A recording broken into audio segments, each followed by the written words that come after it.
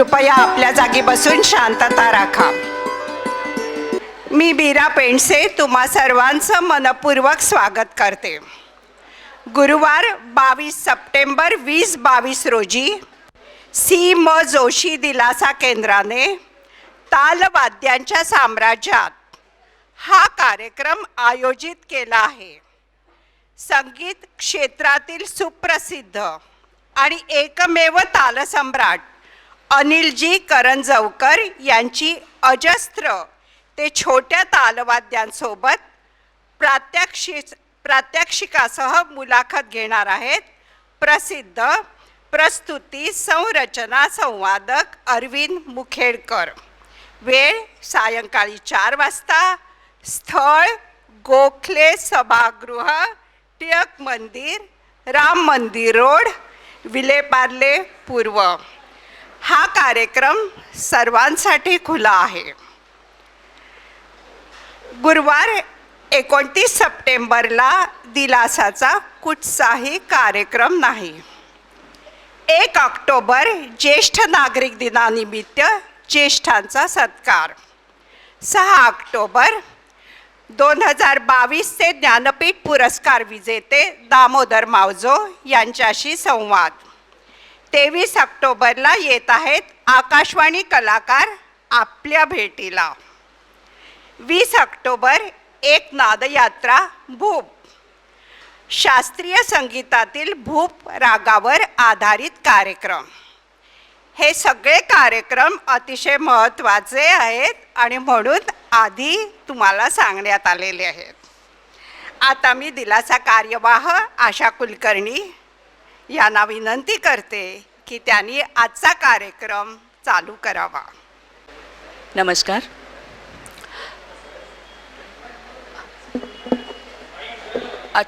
आजचे पाहुणे पुण्याहून आलेले आहेत.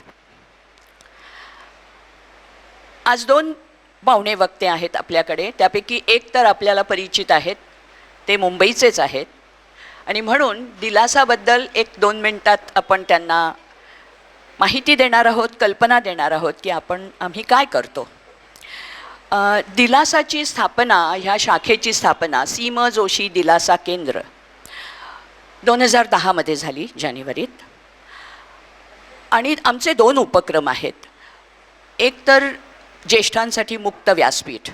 ह्या मुक्त व्यासपीठावरती साहित्य, कला, मनोरंजनाचे कार्यक्रम होतात. त्यामध्ये मान्यवरांच्या मुलाखती असतात, संवाद असतात, पुस्तक परीक्षण, फिल्म ॲप्रिसिएशन किंवा काही स्पर्धा अशा प्रकारचे असतात. किंवा वादविवाद, एखादा विषय घेऊन 2 टीम्स करून असे सुद्धा कार्यक्रम आम्ही करत असतो. पुढील महिन्यातला कार्यक्रम आता आपल्याला सांगितला, ज्ञानपीठ पुरस्कार विजेते दामोदर मावजो यांना आम्ही निमंत्रित केलेलं आहे. आणि दुसरा जो उपक्रम आहे तो हेल्पलाईनचा उपक्रम आहे, की जी हेल्पलाईन ज्येष्ठांनी ज्येष्ठांसाठी चालवलेली हेल्पलाईन आहे. ज्येष्ठांच्याकडे जी काही शक्ती आहे ती त्यांनी त्यांच्यासाठी, समाजासाठी कशी वापरावी ह्यासाठी आमची ही हेल्पलाईन कार्यरत आहे. सकाळी 10 ते 12 2 तास असते ही हेल्पलाईन. आणि त्यामध्ये आम्ही विविध ज्या सेवा पुरवतो त्याच्यामध्ये एकट्या राहणाऱ्या, परंतु शिवाय कुटुंब असूनसुद्धा एकाकी पडलेल्या अशा लोकांना मनमोकळा संवाद, म्हणजे व्हेंटिलेशन ज्याला आपण म्हणू शकतो, ते एक आहे. कौटुंबिक सल्ला आहे, कौटुंबिक समस्यांवरती समुपदेशन आहे. त्यानंतर देहदान, नेत्रदान, त्वचादान, अवयवदानाची पूर्ण माहिती, त्याचं रजिस्ट्रेशन, हे सुद्धा काम आमच्या इथून चालतं. त्याचबरोबर वृद्धाश्रमांची माहिती आम्ही पुरवतो. काही नवीन आपले मेंबर्स असतील त्यांच्यासाठी सुद्धा मला वाटतं हेल्पलाईनची माहिती सांगणं उपयुक्त ठरेल. त्याचबरोबर इच्छापत्र, प्रॉपर्टी विल बनवण्यासाठी सुद्धा आम्ही मदत करतो. किंवा काही वकील आमच्या पॅनलवरती जे आहेत त्यांच्याकडून कायदेशीर सल्ला जर हवा असेल तर त्याचीसुद्धा सोय आहे. ही अशी एक आमची दिलासा शाखा आहे. तर आता सुरुवातीला मला ओळख करून द्यायला सांगितलं आहे. मी मान्यवरांना सुरुवातीला विनंती करते की त्यांनी स्टेजवरती स्थानापन्न व्हावं. प्रदीपजींना विनंती करते सन्मानाने त्यांना घेऊन यावं. आमच्या माजी अध्यक्षा डॉक्टर नीला काळे यांनासुद्धा विनंती करते की त्यांनी त्यांचं स्थान भूषवावं. आजचा हा आपला जो कार्यक्रम आहे त्याची छोटीशी रूपरेषा अशी आहे. सुरुवातीला मी परिचय करून आपण पाहुण्यांचं स्वागत करणार आहोत. दोन्ही वक्त्यांचा परिचय करून दिला जाईल आणि त्यानंतर मुख्य कार्यक्रम आहे. त्यांचा संवाद झाला, गप्पा ज्या अनौपचारिक गप्पा आपल्याला म्हणता येतील त्या झाल्यानंतर प्रश्नोत्तरांसाठी त्यांनी 15 मिनटं दिलेली आहेत. तर आपल्या मनामध्ये काही प्रश्न असेल, कारण की मला वाटतं आपली जी पिढी आहे तो आपण black and white T V बघितलेला आहे आणि दूरदर्शनची जी क्रांती आपल्या भारतामध्ये आली तेव्हापासून आपण त्याचे साक्षीदार आहोत. आणि दूरदर्शनने आणि इतर काही वाहिन्यांनी कशी प्रगती केली यावरती जर आपल्या मनामध्ये काही शंका किंवा काही प्रश्न असतील तर ते सुद्धा आपण विचारू शकता. मी सुरुवातीला आपलं सर्वांचं आणि पाहुण्यांचं स्वागत करते आणि आपले एक पाहुणे वक्ते जे आहेत डॉक्टर केशव साठिये यांचा परिचय करून देते आणि नंतर त्यांचा आपण सन्मान करणार आहोत. अवधूत परळकरजींचा जो परिचय आणि सन्मान आहे तो त्याच्यानंतर प्रदीप प्रधान परिचय करून देणार आहेत आणि नंतर आपण मुख्य कार्यक्रमाकडे वळणार आहोत. डॉक्टर केशव साठिये लेखक, निर्माता, समीक्षक. तसं पाहिलं तर त्यांची ओळख खूप मोठी आहे, म्हणजे त्यांचं योगदानच एवढं आहे, पण तरी अगदी 2 ते 3 मिनटामध्ये मी ते एडिट करून तुमच्यासमोर सादर करणार आहे. माध्यम तज्ज्ञ म्हणून दूरदर्शन आणि डिजिटल मीडियामध्ये त्यांचा गाढा अनुभव आहे. कम्युनिकेशन व जर्नलिझम या विषयावर पदव्युत्तर पदवी घेतल्यानंतर पुणे विद्यापीठातून 2002 साली communication science and television media management या विषयात त्यांनी डॉक्टरेट प्राप्त केली. 1981 मध्ये मुंबई दूरदर्शन या प्रसारमाध्यमातून त्यांच्या करिअरला सुरुवात झाली. आणि आश्चर्य वाटेल आपल्याला, 100 नाही 200 नाही तब्बल 700 दूरदर्शन कार्यक्रमांची त्यांनी निर्मिती केली आहे. आणि टाळ्या ह्या ओळीवरती पडल्याच पाहिजेत. 700 म्हणजे इट्स नॉट अ जोक. मी खरंच चाट पडले, पुन्हा पुन्हा वाचलं की खरंच 700 का. अनेक राष्ट्रीय महत्त्वाच्या दूरचित्रवाणी प्रकल्पामध्ये त्यांचं योगदान आहे. शैक्षणिक दूरचित्रवाणी या विषयावर विशेष प्रशिक्षण त्यांनी घेतलेलं आहे आणि त्यामुळे बालचित्रवाणीसाठी आणि शैक्षणिक कार्यक्रम निर्मितीचा त्यामध्ये त्यांचं उल्लेखनीय योगदान आहे. केवळ दूरदर्शन कार्यक्रम निर्मिती नाही तर साहित्य निर्मितीमध्ये सुद्धा केशवजींचं उल्लेखनीय योगदान आहे, ज्यामुळे मला वाटतं भावी पिढ्यांना आणि या विषयात शिक्षण घेणाऱ्या तरुणांनाही याचा चांगला लाभ होणार आहे असं साहित्य त्यांनी निर्माण केलेलं आहे. कॉमनवेल्थ ब्रॉडकास्टिंग या इंग्लंडमधल्या नियतकालिकात त्यांच्या अनेक लेखांना प्रसिद्धी मिळाली आहे. ब्रॉडकास्ट जर्नलिझम या विषयावर टाइम्स ऑफ इंडियामध्ये त्यांची लेखमालिका प्रकाशित झाली आहे. Broadcast journalism and digital media हे इंग्रजी भाषेतलं त्यांचं पुस्तकही प्रकाशित झालेलं आहे आणि त्याचाच अनुवाद मला वाटतं टेलिव्हिजन आणि प्रसार माध्यमे हे मराठीतलं पुस्तकही त्यांचं प्रकाशित झालं आहे. 50 आयकॉनिक पर्सनॅलिटीज हे त्यांचं पुस्तक इंग्रजी भाषेतलं सकाळ प्रकाशनातर्फे प्रसिद्ध झालं आहे. आणि एक अतिशय आपल्याला सगळ्यांना सामान्यांना भावणारं असं एक जे पुस्तक आहे त्यांचं ते आहे भिनलेली माणसं. आणि दररोज एक अशा वर्षातल्या 365 दिवसांचं 365 व्यक्तिचित्रांचं ते पुस्तक आहे. खूप छान आहे. त्यांनी आज त्यातल्या काही प्रती आणल्या आहेत, मी ग्रुपवर पण टाकलं होतं की ज्यांना हव्या असतील ते घेऊ शकतात. खूपच छान पुस्तक आहे ते. मला वाटतं त्या पुस्तकाच्या माध्यमातूनच आम्ही केशवजींपर्यंत पोचलो. त्यांनी शिक्षण क्षेत्रामध्ये सुद्धा उल्लेखनीय योगदान दिलेलं आहे. त्यामध्ये शिक्षण माध्यम या विषयावर अनेक वाहिन्यांवरती त्यांची मुलाखत झालेली आहे. माध्यम या विषयावर, माध्यमातून शिक्षण, माध्यम शिक्षण. विविध वृत्तवाहिन्यांवरती राजकीय विश्लेषक म्हणून सुद्धा ते नियमित कार्यक्रम देत असतात, त्यांचा सहभाग असतो. महर्षी कर्वे स्त्री शिक्षण संस्थेमध्ये स्मार्ट या मीडिया स्कूलचे ते संस्थापक संचालक, त्यांनी 4 वर्ष संचालक म्हणून सुद्धा काम केलं आहे आणि ते त्या संस्थेचे संस्थापक आहेत. टिळक महाराष्ट्र विद्यापीठासाठी सुद्धा मास कम्युनिकेशनमध्ये ते व्याख्याता म्हणून योगदान देतात. PhDच्या काही विद्यार्थ्यांचे ते मार्गदर्शकही आहेत, की जी फार मोठी जबाबदारी असते. इतकंच काय, पण त्यांना पुरस्कारही काही जे मिळाले त्यातल्या 2 पुरस्कारांचा उल्लेख इथे करायचा आहे. पदव्युत्तर शिक्षण घेत असताना ॲडव्हर्टायझिंग या विषयामध्ये, म्हणजे बघा, माध्यमं, मास कम्युनिकेशन वेगळं आणि ॲडव्हर्टाइजमेंट हा तो अगदी वेगळा विभाग आहे. तर तिथे सुद्धा ते चमकले आणि सर्वाधिक गुण मिळाल्याबद्दल सुधा अत्रे पारितोषिक त्यांना विद्यापीठाचं मिळालं आहे. आणि त्याचबरोबर राष्ट्रीय स्तरावरील एज्युकेशनल फिल्म कॉम्पिटिशनमध्ये ते पुरस्काराचे मानकरी आहेत. असा एक छोटासा परिचय मी तयार केला, त्यांचा एडिट केला. आपण त्यांचं सर्व स्वागत करूया आणि आपल्याला खूप चांगलं त्यांच्याकडून आज ऐकायला मिळणार आहेत. त्यांच्याबरोबर अवधूतजीसुद्धा आहेत. तर मी डॉक्टर नीला काळेंना विनंती करते की केशवजींचा सन्मान करावा.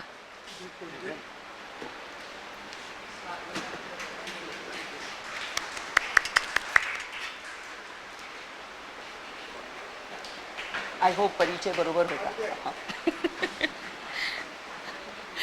प्रदीपजींना विनंती करते की त्यांनी अवधूत परळकर यांचा परिचय करून द्यावा आणि त्यानंतर त्यांचा आपण सन्मान करू.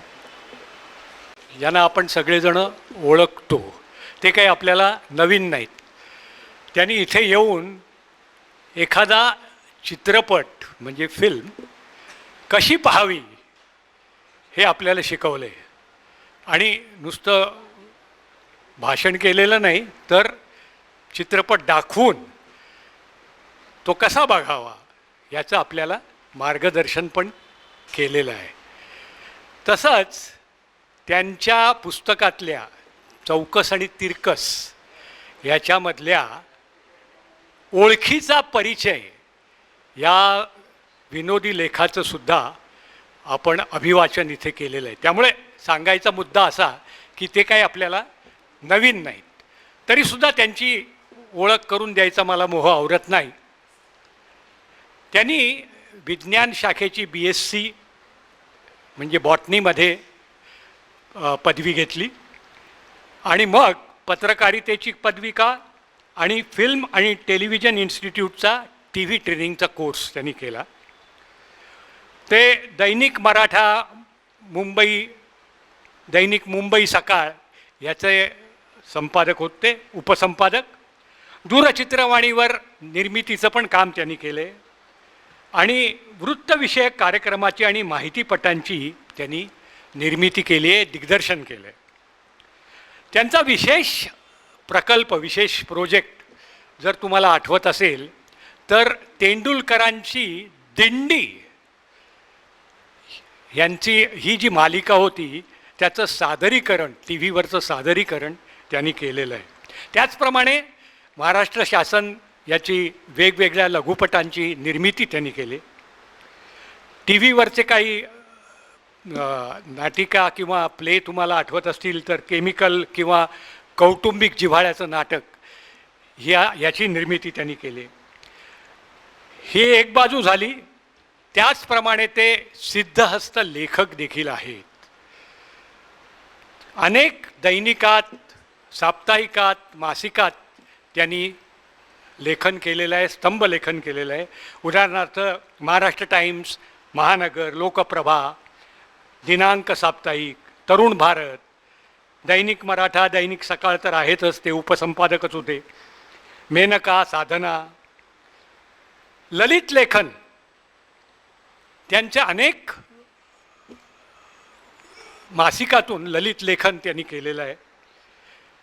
पण एवढ्यावरच ते थांबलेले नाहीत, ते कविता देखील करतात. त्यांच्या कविता सत्यकथा, पूर्वा, हंस, अक्षर चळवळ, अभिरुची या मासिकातून आलेले आहेत. त्यांच्या कथा तर किर्लोस्कर, महाराष्ट्र टाइम्स, आवाज, वसंतश्री, अक्षर, लोकसत्ता या दिवाळी अंकातून सुद्धा आलेले आहेत. पुस्तकं मगाशी मी नमूद केलं त्याप्रमाणे चौकस आणि तिरकस हे तर त्यांचं विनोदी लेखनाचं पुस्तक आहेच. अवाक्षर हा त्यांचा ललित लेखसंग्रह आहे. बिन नावाचा माणूस हा कथासंग्रह त्यांनी लिहिला आहे. आणि सर्वोत्तम सरवटे, सरवटे माहिती आहेत ना, व्यंग्यचित्रकार, ही देखील त्यांची पुस्तकं आहेत. त्यांचं लेखन हे नर्मविनोदी आहेच. ते आपल्याला अगदी खोखो हसवलं नाही तरी मनातून खूप हास्य निर्माण करतात, विरोधाभास आपल्यासमोर आणतात आणि त्याचप्रमाणे आपल्याला विचार करायला प्रवृत्त करतात. समाजातल्या ज्या काही वेगवेगळ्या प्रवृत्ती, ज्या काही गमती जमती, चालीरीती ज्या काय आहेत त्याच्यावर विचार करायला आपल्याला ते भाग पाडतात. पुरस्कार म्हणायचं तर त्यांना जयवंत दळवी पुरस्कार हा मिळालेला आहे.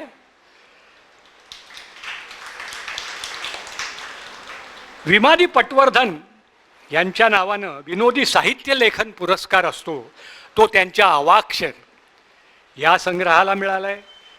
उत्कृष्ट विनोदी पुस्तक म्हणून त्यांना पुरस्कार मिळाला आहे. श्रीपाद कृष्ण कोलटकर आचार्य अत्रे पुरस्कार हे पुरस्कार त्यांना लाभलेत. आणि त्याचप्रमाणे महाराष्ट्र राज्य वाङ्मय पुरस्कार 2007 सालाचा त्यांना बिन नावाच्या माणूस या पुस्तकासाठी मिळाला आहे. मला वाटतं हा परिचय त्यातल्या त्यात थोडक्यात करण्याचा मी प्रयत्न केला, तेव्हा तुम्हाला लक्षात येईल की हा इसम म्हणजे एक वेगळीच आसामी आहे. आणि एकाच शब्दात सांगायचं झालं तर हा माणूस अवली आहे, एवढं सांगून मी संपवतो. कार्यक्रमाची सूत्र आता मुख्य कार्यक्रमाला सुरुवात करूया, नाही का, या दोघांकडेच सोपवतो. अर्थात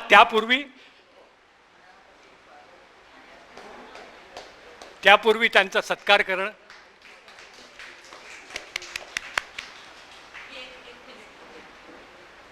अवधूतजींची सहकारी असं मला म्हणता येईल.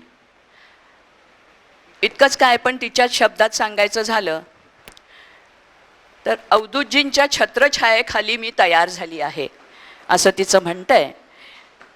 ती पार्लेकर पूर्वाश्रमीची शैला कर्णिक आणि आता पुणेकर झाली आहे अनुजा देशपांडे. तीसुद्धा दूरदर्शन निर्माता आहे. ती आपल्यात आज आवर्जून पुण्याहून आली आहे ह्या कार्यक्रमासाठी. तर मी रश्मीला विनंती करते की तिचं फूल देऊन आपण स्वागत करूया आणि मग त्यानंतर आपण पुढच्या कार्यक्रमाकडे वळूया.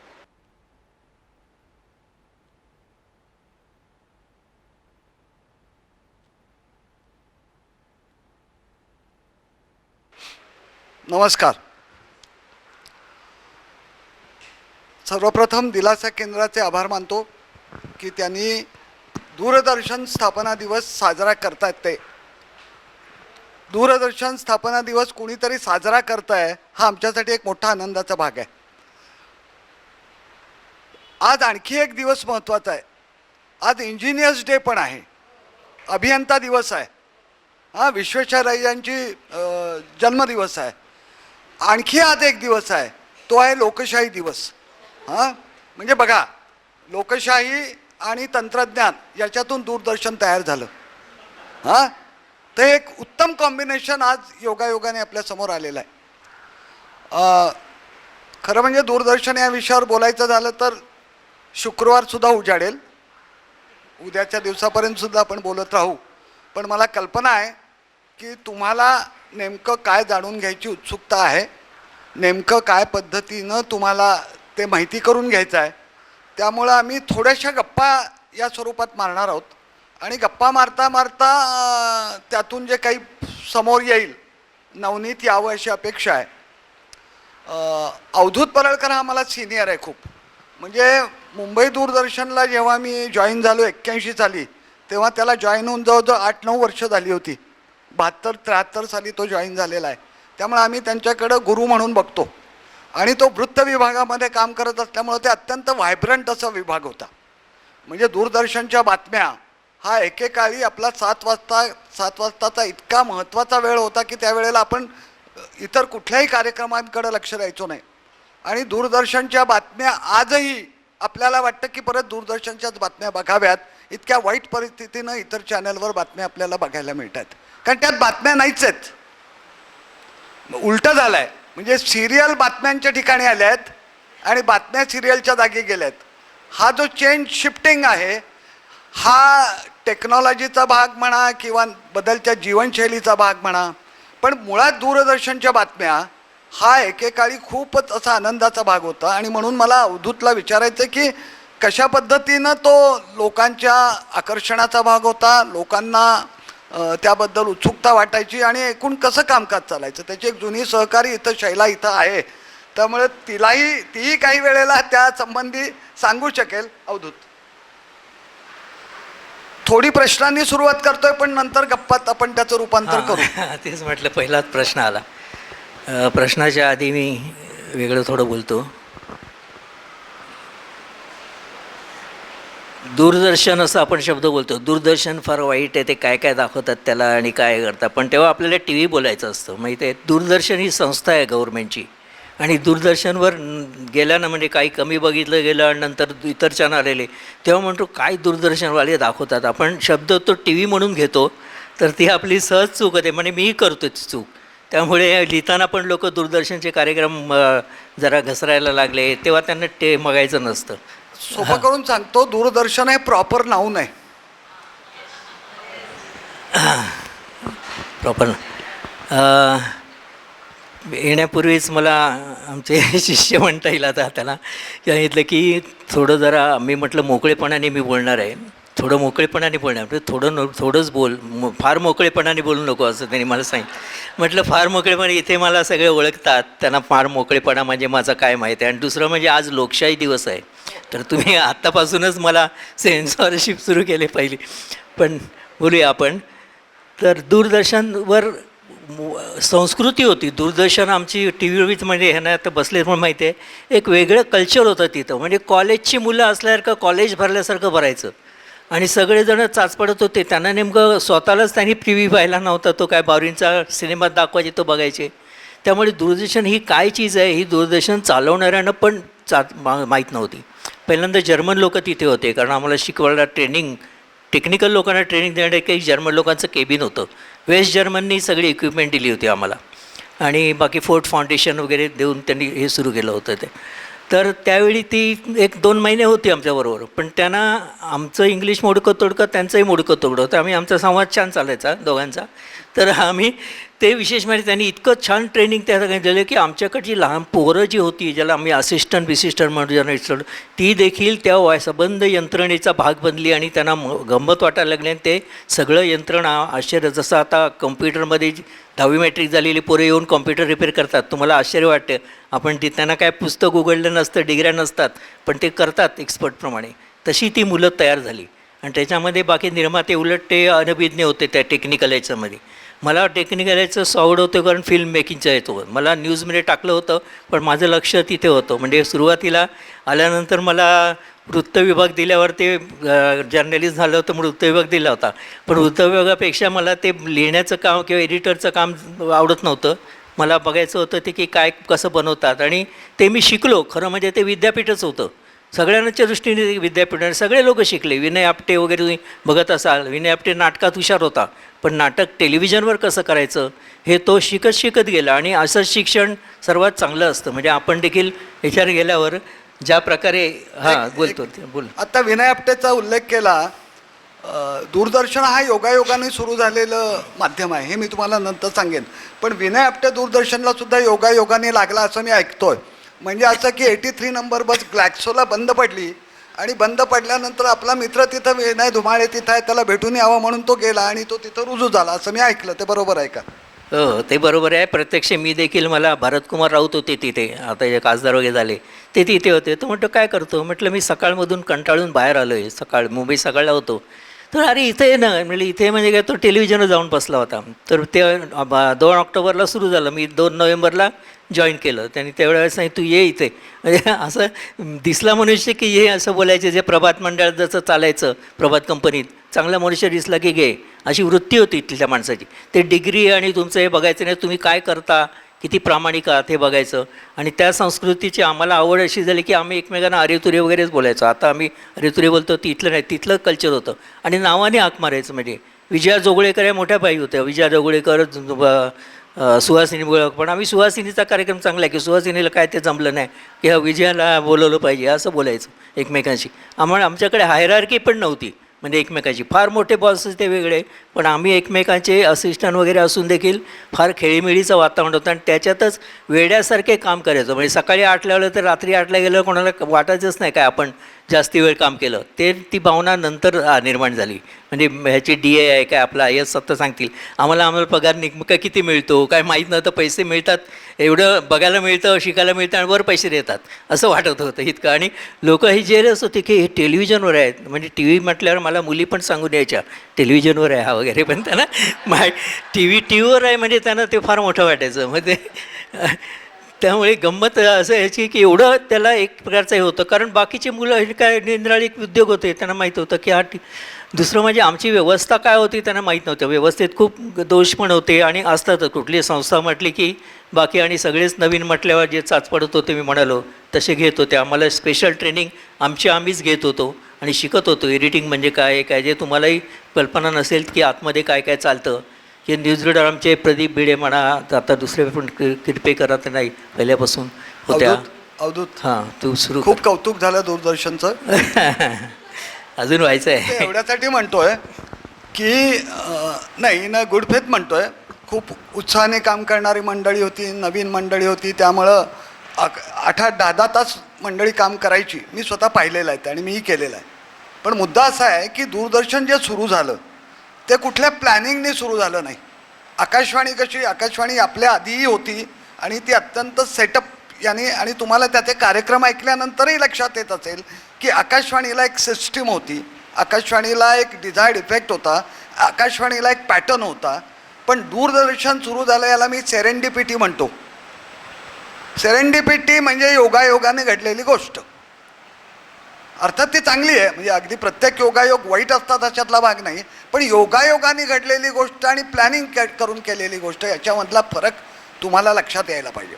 झालं असं होतं की 1955मध्ये दिल्लीमध्ये एक मोठं प्रदर्शन भरलं होतं औद्योगिक. आणि त्या प्रदर्शनामध्ये फिलिप्स कंपनीने काही कॅमेरे आणि इक्विपमेंट्स असे मागवले होते आणि ते प्रदर्शनामध्ये वापरले, शूट बीट झाले. आणि मग ते म्हणले की आम्ही आता ते परत घेऊन जात नाही, इथंच राहू द्यात, इथंच ठेवायचं ठरलं. आणि मग काही तंत्रज्ञानानं NB मिनिस्ट्रीच्या लोकांना असं वाटलं की याचा वापर करून आपण काही करूया का. आणि मग ते कॅमेरे, ते रेकॉर्डर याचा वापर करत करत काही रेकॉर्डिंग करायची आणि मग अक्षरशः 1-2 वर्षामध्ये ते ट्रान्समिट करता येईल का इथपर्यंत आपण पोचलो. आणि यामध्ये महत्त्वाची भूमिका बजावली होती एक VG मुळे म्हणून आहेत, वसंतराव मुळे, की जे पुण्यामध्ये नंतर FTIला आले.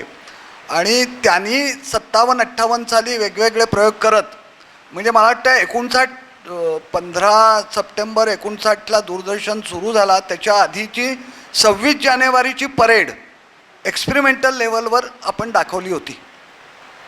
पण मुद्दा हाच आहे की हे माध्यम सुरू कसं करायचं, त्यासाठी काय काय करायचं याचं प्लॅनिंग 1959मध्ये नव्हतं. 1965 साली दिल्ली दूरदर्शन सुरू झालं आणि मग एक कार्यक्रम वेगवेगळ्या ठिकाणी यायला लागला. आणि 72मध्ये मुंबई दूरदर्शन सुरू झालं आणि 75पर्यंत सर्व मेट्रोमध्ये दूरदर्शनचं स्टुडिओ सुरू झाले. पुन्हा माझा तोच मुद्दा राहील की हे सगळं झालं, पण नेमके कार्यक्रम करायचे कसे. दूरदर्शन हे माध्यम काय आहे.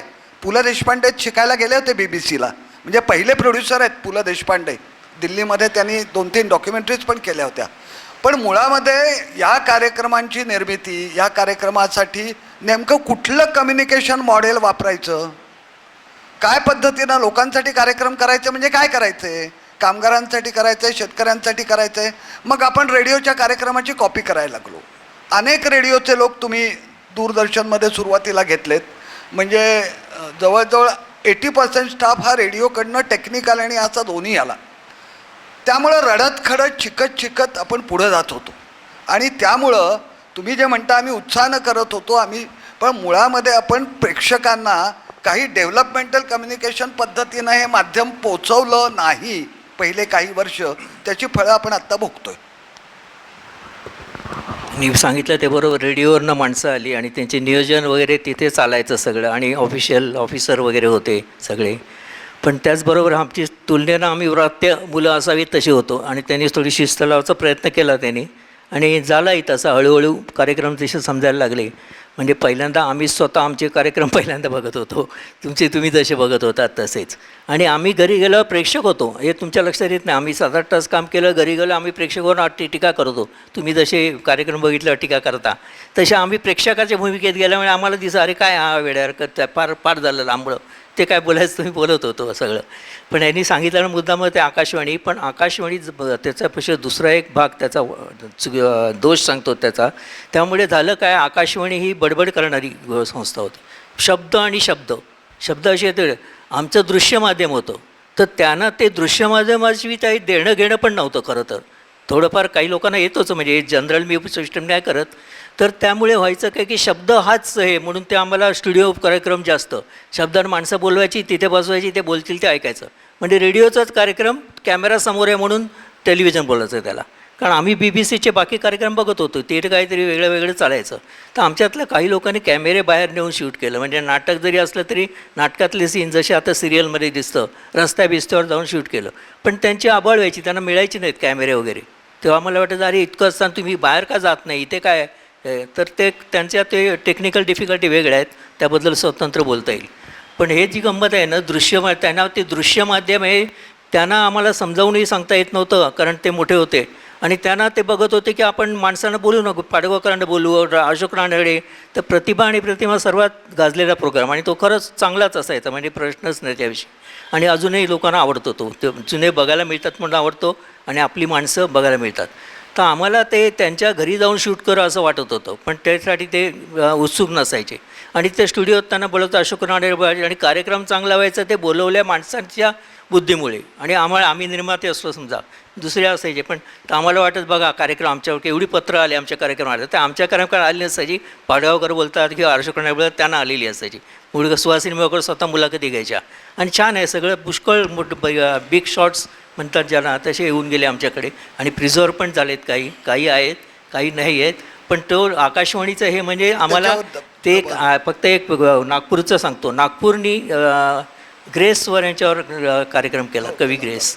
तर त्यांनी स्वतःहून जाऊन ग्रेसचं घर दाखवलं, घराची दाखवलं, झाडं दाखवली, हे दाखवली, ग्रेस कुठे राहतात ते दाखवलं. ते इतकं इंटरेस्टिंग वाटलं की त्याच्यामुळे असं झालं की आपल्याला त्यांचं घर ते कसे राहतात हे पण बघायची उत्सुकता असते. त्यांना बघायची उत्सुकता असतेच, पण तो आउटलुक नव्हता त्यांच्याकडे. हे खरं आहे, म्हणजे तो हा निराळ्या प्रकारे त्यांचा कमी म्हणतात त्याला, काय म्हणतात, अगदी खरं, त्रुट थोडी. कसं आहे माहीत आहे का, हा म्हणला मी टीका करणार आहे तर हाच त्यांच्या बाजूने बोलतो, त्यामुळे मला माझी भूमिका आता बदलावी लागते. हां, प्रतिमावर मी नंतर बोलीन. पण एक आणखी मोठा दोष ॲज अ सोसायटी असा आहे की आपली कल्चरल पॉलिसी म्हणून नाहीच आहे. आपल्या भारत देशाची कल्चरल पॉलिसीच नाही. तुम्ही कुठलीही डॉक्युमेंट शोधून काढा, we don't have a cultural policy. काय कल्चर असावं, कल्चर म्हणजे काय, कल्चरमध्ये काय काय सेगमेंट येतात, कल्चर शेवटच्या स्तरापर्यंत पोहोचवण्यासाठी काय काय ॲक्टिव्हिटीज केल्या पाहिजेत, कल्चर ग्रो करायचं आहे, फुलवायचं आहे, त्यासाठी काय काय केलं पाहिजे, या संबंधी US मध्ये, युरोपमध्ये वेगवेगळ्या पद्धतीने त्यांच्या कल्चरल पॉलिसीज आहेत, त्यांच्या प्रोग्राम पॉलिसीज आहेत. म्हणजे काहींच्या युरोपमधल्या प्रोग्राम पॉलिसी आहे की ते डेव्हलपमेंटल कम्युनिकेशनवर भर देतात, लोकजीवनावर भर देतात. इंग्लंड आणि यासारख्या देत लोकसंस्कृतीवर भर देतात. अमेरिका कमर्शियल TV आहे, पण ती त्यांची पॉलिसीच आहे. तशी दुर्दैवानं आपल्याकडं आपली म्हणून काही पॉलिसी नसल्यामुळं कार्यक्रम कशाच्या आधारावर तुम्ही तयार करणार, तुमची जर पॉलिसीच नसेल. आणि आता त्यांनी प्रतिमाचा उल्लेख केला. मी प्रतिमाला विजयाबरोबर 1.5-2 वर्ष असिस्टंट म्हणून काम केलं आहे, अनेक कार्यक्रम केले, खूप सगळ्यांना आवडायचा. आणि हा म्हणला तसं की मोठमोठी माणसं दिसायची ना, विजय तेंडुलकर प्रत्यक्ष दिसले, हेच पूर्ण झालं ना. पण मुळात ह्या कार्यक्रमात प्रतिभा इन्व्हर्टेड कॉमा, केशवराव केळकरांनी हे नाव सुचवलं होतं. केशवराव केळकर अत्यंत चांगल्या पद्धतीने आमच्याकडे डेप्युटी डायरेक्टर होते. सगळी महत्त्वाची नावं, मला वाटलं शब्दांच्या पलीकडले नाव त्यांच्याकडनं, सुंदर माझे घर. तर प्रतिभा आणि प्रतिभा एखाद्याची मग ती लेखक म्हणून असेल, कवी म्हणून असेल, चित्रकार म्हणून असेल, आणि तो काय आहे म्हणजे प्रतिभा आणि प्रतिमामधलं अंतर, याच्यावर फारसं मंथन कधी झालंच नाही. ते इंटरव्ह्यूज झाले मोठ्या प्रमाणात. जर तुम्ही बघितलं तर ते इंटरव्ह्यूजच होते, म्हणजे हरकत नाही. पण जेव्हा तुम्ही एखादं टायटल खूप छान फ्लॉरी असं म्हणता, त्या टायटलमध्ये तुम्हाला खोल शिरता यावं लागतं आणि मग त्या अनुषंगाने तुम्हाला त्या कार्यक्रमाची बांधणी करावी लागते. दुसरा महत्त्वाचा दूरदर्शनचा दोष असा आहे की दूरदर्शननी स्वतः कार्यक्रम करण्यापेक्षा पोस्टमन म्हणून जास्त काम केलं. छायागीत आणि चित्रपट याचे पोस्टमनच होतो ना आपण. हे दूरदर्शनचे कार्यक्रम नाहीच आहेत आणि त्याला सर्वात जास्त TRP आजच्या भाषेत. म्हणजे छायागीत दाखवल्यात आमचं कर्तृत्व काय, शून्य आहे. फक्त त्या काय कॉन्ट्रॅक्ट करण्यासाठी काय ॲडमिनिस्ट्रेटिव्ह काम करावं लागलं असेल ते. छायागीत, नंतर सिनेमा. आम्ही सिनेमाचे 3-3 महिन्याचं टाईमटेबल पण काढायचो पूर्वी, तुम्हाला माहीत असेल. या रविवारी कुठला दाखवणार आहे, त्या रविवारी. मला वाटतं की ठीक आहे, सर्वसामान्यांपर्यंत TV पोचवला पाहिजे, त्याच्याबद्दलचं आकर्षण निर्माण झालं पाहिजे, हे माध्यम लोकांना लोकप्रिय झालं पाहिजे म्हणून. पण आपला तोच महत्त्वाचा जर कार्यक्रम व्हायला लागला तर त्या माध्यमाचा तो पराभव असं नाही का वाटत तुम्हाला? TV माध्यमच पोस्टमन आहे मुळात. टेलिव्हिजन, दूरदर्शन वगैरे काय पोस्टमन नाही. सगळीच माध्यमं काय आहेत, माणसानं बोलवायचं आणि त्यांना सादर करायला लावायचं, असंच खरं भूमिका आहे खरी त्याची. जसं आपण गणेशोत्सव कार्यक्रम करतो, स्टेजवर माणसं तिकडून तिकडची सवष्ट बोलवायची, त्यांना बोलवायचं आणि त्याला कार्यक्रम बनायचं. दूरदर्शन हा पोस्टमन आहे, त्यांनी पत्र उघडून वाचायचं नसतं, त्याला पत्र पोचवायचं काम असतं. ते पोचवलं आणि ते व्यवस्थित पोचवणं हे त्याचं काम असतं आणि ते पोचवायचं काम बरीच वर्ष करत होतो. मग काही प्रमाणात नाही म्हणतो, काही प्रमाणात क्रिएटिव्हिटी तुम्हाला दाखवता येईल. तशी काही माणसं होती आमच्याकडे की आपलं म्हणून काहीतरी दाखवायचं असं असलं. पण मुख्य काम बऱ्याच वेळामधून माणसाला, शेतकरी असेल का, हे आमची माणसाला स्वतः करणी होत्या, त्या न्यूजमध्ये देखील होत्या पहिल्यांदा. आणि त्यांना म्हणजे गंमत आहे की त्याच्यात विभागणी म्हणतात. जसं क्रिकेटमध्ये विकेट कीपर वेगळं ठेवतात, विकेट कीपर वेगळा, बॉलर वेगळा, असे तशी विभागणी केली नव्हती. ज्याला येत नसेल, म्हणजे अमुक माणसाला अमुक येत नसेल, मला आमचे डायरेक्टर स्वतः म्हणायचे, हां तुम्ही तर साहित्य तर ते पुस्तकं विस्तकं लिहिलं तर असेल, तुम्ही खरं त्या प्रतिभाच्यात असायला पाहिजे. आता नेमणूक हेच करणार असायला पाहिजे म्हणजे, आणि तुम्ही कुठे ते मारायला वृत्त विभागात काय कितपट पडला आहेत असं ते मलाच टीकावर सांगायचे. गंमत मला असू यायचं. तर तसं बरीच वर्ष यांनी वृत्त विभागात काम केल्यावर त्यांना आमची माती आमची माणसंमध्ये काम करायला. आता आमची माती आमची माणसं हा काय त्यांचा काही नाही या कार्यक्रम, की मला स्पोर्ट्स देतील, मला स्पोर्ट्सचा गंध नाही, जुजबी माहिती आहे तर स्पोर्ट्स देतं, असे तिकडे खूप चालायचं. ज्याला काय येत नाही तिथे त्याला टाकायचं, म्हणजे त्याची इंटरेस्ट होऊ नये निर्माण, असंही असेल कदाचित त्यांचं धोरण पण ते करायचे. मी स्वतः वृत्त विभागात बरीच वर्षे होतो आणि मी जर्नलिझम वगैरे केलं असल्यामुळे वृत्त विभागात म्हणून कामच करत होतो, त्यामुळे करत होतो तिथे. पण तेव्हा माझ्या लक्षात आलं की दूरदर्शनची पत्रकारिता काय निराळी आहे. तिथे मी संबंध इतक्या वर्षात शिकलो, बातम्या कशा असू नयेत हे शिकलो, म्हणजे कसं जर्नलिझम असू नये एवढं शिक्षण मला झालं निगेटिव्ह या पद्धतीने, की अमुक आहे ते असता कामा नये तर ते त्याला न्यूज म्हणायची. तर अशा प्रकारे चालायचं. कुठलं तरी एक माणसं असायची व्ही वेळवर, त्यांच्या मागे लागलेलं असायचं सतत व्ही जिकडे, म्हणजे अमुक माणसं गणपती बघायला गेले हे चालले त्यांच्या मागे, कॅमेरे त्यांच्याकडे 2-2 कॅमेरे 3-3 कॅमेरे त्यांच्याकडे. त्यामुळे फॅसिलिटी नाही असं ते म्हणायचे द्रवी, पण फॅसिलिटी असायच्या. वापरायचं कुठे तर गव्हर्नमेंटची माणसं, म्हणजे आजचं कालचं असं काय नाही आहे, कालही तसंच होतं, आजही तसं, उद्याही तसंच असेल असं मला वाटतं. कारण VIP ओरिएंटेड आहे आपल्याकडे. सतत अमुक ठिकाणी आता घर कोसळल्या तिकडे माणसांच्या मुलाखती वगैरे, त्यानंतर पहिल्यांदा मुख्यमंत्री तिकडे भेट द्यायला गेले तर त्यासाठी यायचं. तर मला फार विचित्र वाटायचं, हा कसलं जर्नलिझम म्हटलं. म्हणजे इंदिरा गांधी जेव्हा इंदिरा गांधीचं नाव सोडा, कोणी पंतप्रधान दौऱ्यावर गेले तिथे जाऊन जळगावमध्ये भाषण करणार, ते 2-3 मिनटाचं असणार. तेवढ्यासाठी आम्ही तिकडे जळगावला गाडी रोड जर्नी करून आणायचं आणि तेवढी फी मी ती दाखवायची. म्हणजे किती वेस्ट, गव्हर्नमेंटचा ह्याचा पण वेस्ट, सगळा ह्याचा वेस्ट. आणि आम्हाला 1-2 कॅमेरा आम्हाला रिझर्व्ड असायचे न्यूजसाठी, आणि ते न्यूजसाठी जे कॅमेरे रिझर्व होते ते सगळे प्रेस कॉन्फरन्स, मुख्यमंत्री कधी प्रेस कॉन्फरन्स घेतील त्यासाठी ठेवलेला असं सगळे असतात. म्हणजे प्रेस कॉन्फरन्सच्या पलीकडे बातम्या घडतायत बाहेर काहीतरी, जे आता अजूनही तेच चालू आहे, फार काही फरक पडलेला नाही आहे. आणि मी एक शेवटचं वाक्य बोलतो की मी पहिल्यांदा असा क्रिटिकल होतो, त्याच्यापेक्षा आधी जास्त क्रिटिकल न्यूजमध्ये असताना मला कोण मारवायचा त्यावेळी होतो. त्याच्यानंतर मला मी जेव्हा आता बाहेर पडलो आणि आता सगळं बघतो आहे, टेलिव्हिजन बघतो आहे चॅनल, तेव्हा मला असं वाटायला की कालचा गोंधळ बरा होता असं वाटतं. तसं ते झालं की ते इतके निघाले दिवाळखोर म्हणून सगळे लोक की केव्हाही दूरदर्शन हे शांत आणि लोक जे पत्र येतात चांगली दूरदर्शनच्या पाऊलखुणा वगैरे ते आम्हाला आवडतं. ते खरं आहे, म्हणजे ते त्यांच्या पिढीतलं त्यांनी बघितलेल्या गोष्टी आहेत खूप चांगल्या, त्या आवडतात, ते खरं आहे आणि मलाही त्या आवडतात. आणि आताचा जो बाजार चालू आहे सगळा तो नको असतो लोकांना, आणि त्यामुळे आपोआप तुलनात्मक दृष्टीने मला दूरदर्शनविषयी आता तसं बोलावं असं वाटत नाही. म्हणजे दुसऱ्याला कमी मार्क पडले की आपले मार्क आपोआप जास्त होतात, त्यातला हा भाग आहे. पण तरी ते फॅक्ट आहे, ती मान्य करायला हरकत नाही. दूरदर्शनवर ग्लॅमरस कार्यक्रम जे होते, प्रतिमा नंतर शब्दांच्या पलीकडले, नाटक, गजरा, पण आमची माती आमची माणसं म्हणजे ज्ञानदीप, म्हणजे आपल्याकडं हा चातुर्वर्ण जो तयार झाला ना, हा वाईट आहे असं मला वाटतं. कारण मुंबईत राहणारी माणसं आणि एकूण महाराष्ट्रात राहणारी माणसं यांचा विचार केला तर त्या माणसांनी काय घोडं मारलं आहे ना. म्हणजे त्या कार्यक्रमाचकडं जर तुम्ही हा कार्यक्रम, म्हणजे त्या माणसाचंच मॉरल जर तुम्ही डाऊन करत गेला तर तो काय कार्यक्रम चांगला करणार. शेवटी हा दूरदर्शन हा डेमोक्रॅटिक सेटअपमधला कार्यक्रम आहे. दूरदर्शनचे कार्यक्रम सगळ्यांसाठीच असतात. ज्ञानदीप या कार्यक्रमाचं मला विशेष कौतुक एवढ्यासाठी वाटतं की त्यामध्ये अभिनय करणारी माणसं सामान्य होती, पण ती माणसांना घेऊन ते काम करायचे. सर्वसामान्य माणसांच्या घरी जाऊन त्यांना त्या टी व्हीच्या कॅमेऱ्यासमोर आणायचं आहे. डेव्हलपमेंटल कम्युनिकेशनचा हा फार महत्त्वाचा भाग होता. त्यामुळे आकाशानंदाने हे केलेलं काम अतुलनीय आहे आणि मी आजच्या दिवशी त्यांचं कृतज्ञतापूर्वक स्मरण करतो. कारण बघा ना, या सर्वसामान्य माणसांना कोण टी व्हीचा हे दाखवणार आहे हो, कॅमेरा.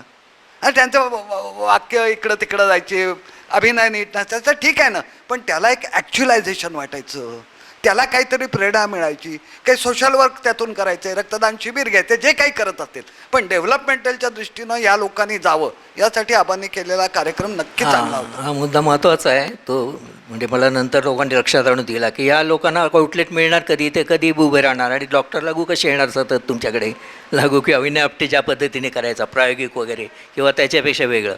तर त्या मुलांना संधी मिळण्यासाठी एक कार्यक्रम होता जो कॅथार्सिस म्हणतात तसं. पण तरी देखील ती माणसं बाहेर नाटकं बघत नव्हती का.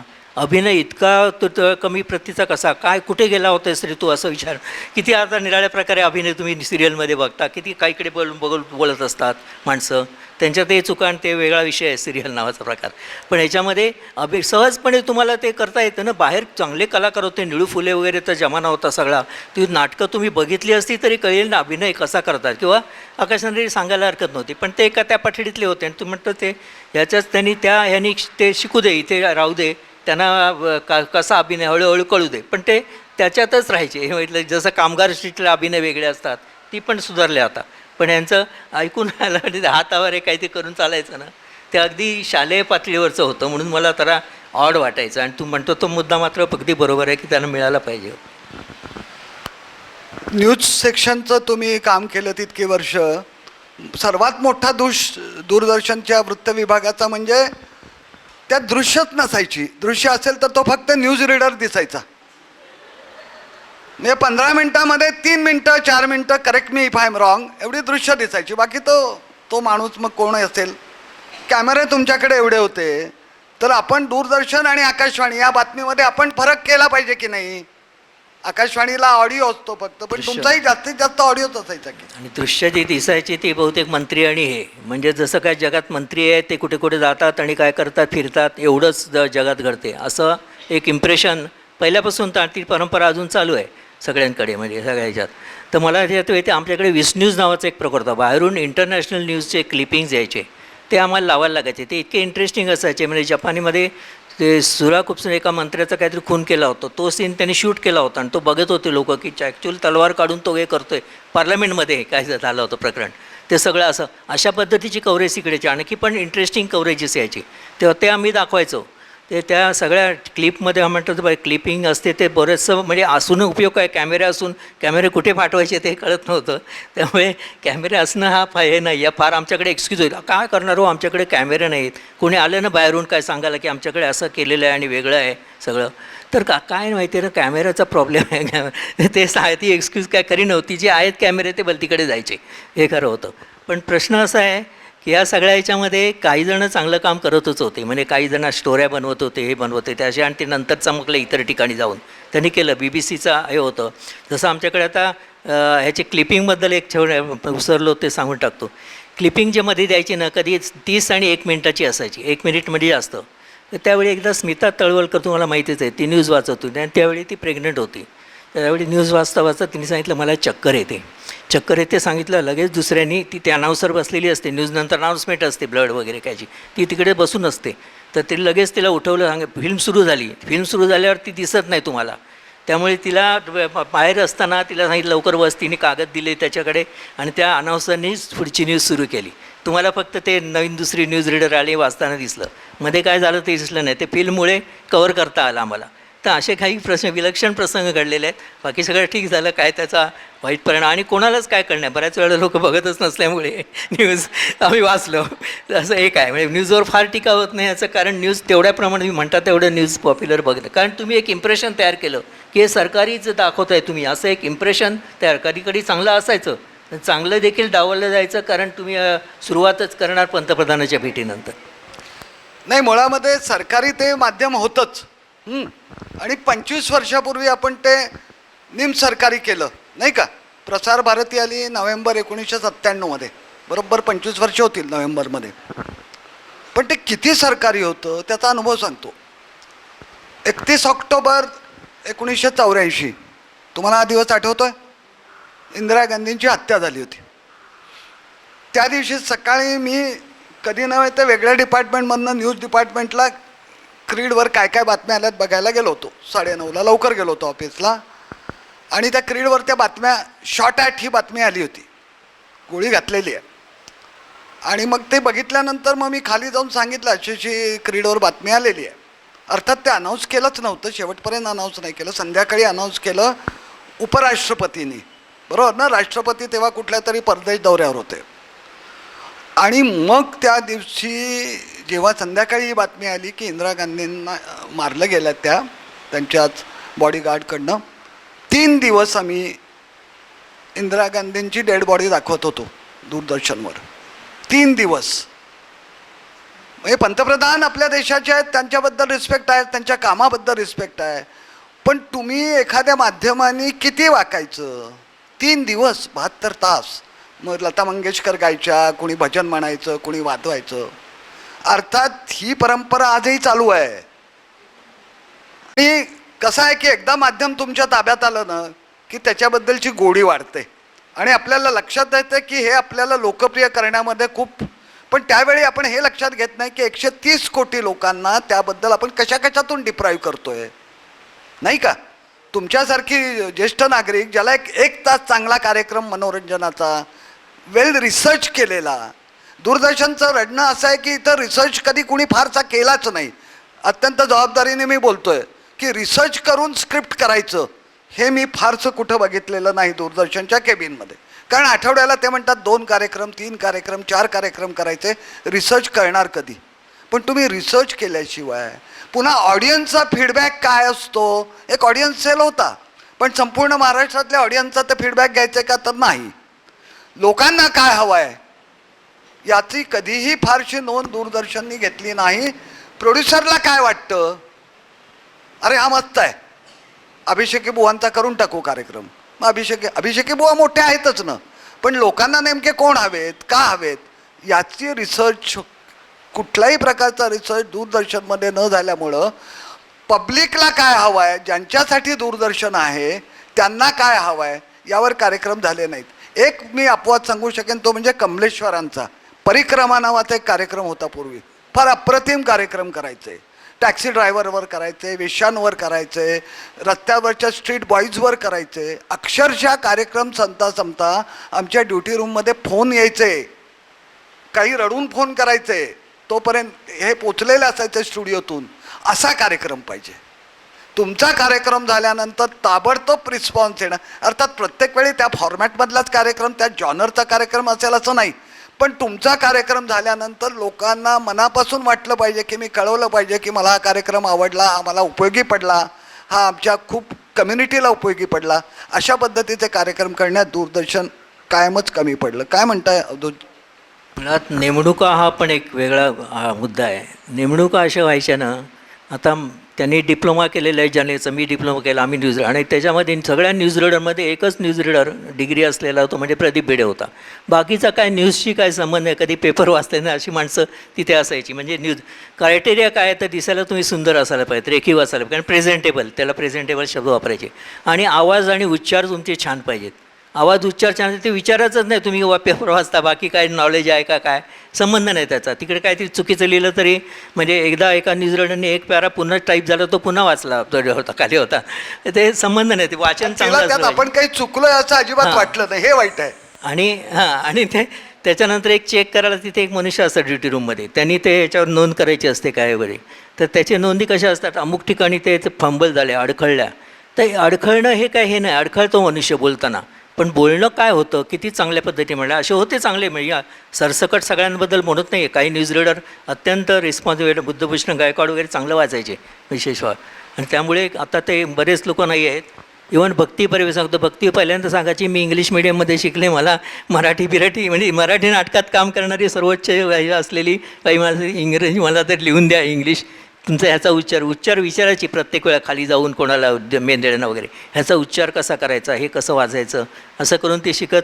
आणि तिला प्रचंड म्हणजे नाटकात सहजतेने काम करणारी फुलराणी, तिथे आल्यावर तिला टेन्शन यायचं, तिथे बसलं की ती म्हणते टेन्शन येते, आणि तिच्या बऱ्याच चुकाबिका व्हायच्या सगळ्या. तिथे ती एक्सपर्ट म्हणून नव्हती कधी त्याच्यात, घाबरत अशी बोलायची सगळी, कारण तिला माहीत असं ती आपली भाषा ना, आपण इंग्लिश पुस्तकावर वाचतो, आणि हे ना नाटकाच्या वेळी मात्र काय अगदी फ्लुएंट सगळं, पाठांतर वगैरे सगळं. पण पाठ न केलेलं असं काहीतरी वाचायचं म्हटल्यानंतर तिला ते जमायचं, आणि ती सहज कबूल पण करायची, आणि सांगायची मला नका देऊ, हे नका देऊ, असं सांगायची सतत. हिंमत आहे. म्हणजे हे असं एका बाजूनी माणसं होतीच वेगळी, स्वतःविषयी जाण असलेली, आणि दुसऱ्या बाजूला हे या पद्धतीची माणसं होती. आणखी एक जाणवलेला दोष म्हणजे कॉन्सेप्च्युलायझेशन ऑफ प्रोग्राम हे खूप कमी होतं. उदाहरणार्थ आमची माती आमची माणसं, त्यातले 80% कार्यक्रम हे गव्हावर तांबेरा रोग कसा असतो तो 80% कसा दुरुस्त करायचा, हा आमची माती आमची माणसं हा शेतीवरचा कार्यक्रम नाही आहे. आमची माती आमची माणसं हा शेतकऱ्यांवरचा कार्यक्रम आहे, शेतमजुरांसाठीचा कार्यक्रम आहे, ग्रामीण भागातल्या लोकांना. अर्थात पुढं गप्पा गोष्टीसारखा कार्यक्रम त्यांनी आणला, पण अगदी दररोज त्या पिकांसंबंधी, कारण त्या पिकांसंबंधीची माहिती रेडिओचे लोक जाऊन, शेतीतज्ञ जाऊन त्यांना देतच असतात. त्यामुळे या कार्यक्रमांचं प्रमाण थोडं कमी केलं असतं, आणि त्यांना थोडे एंटरटेनिंग कार्यक्रम, थोडे प्रबोधनाचे कार्यक्रम दाखवले असते, तर आमची मातीला जे काही बाजूला ठेवलं गेलं असतं ते ठेवलं गेलं नसतं. दुसरा दूरदर्शनचा सर्वात मोठा दोष की ज्यासाठी दूरदर्शन सुरू झालं, शैक्षणिक कार्यक्रम.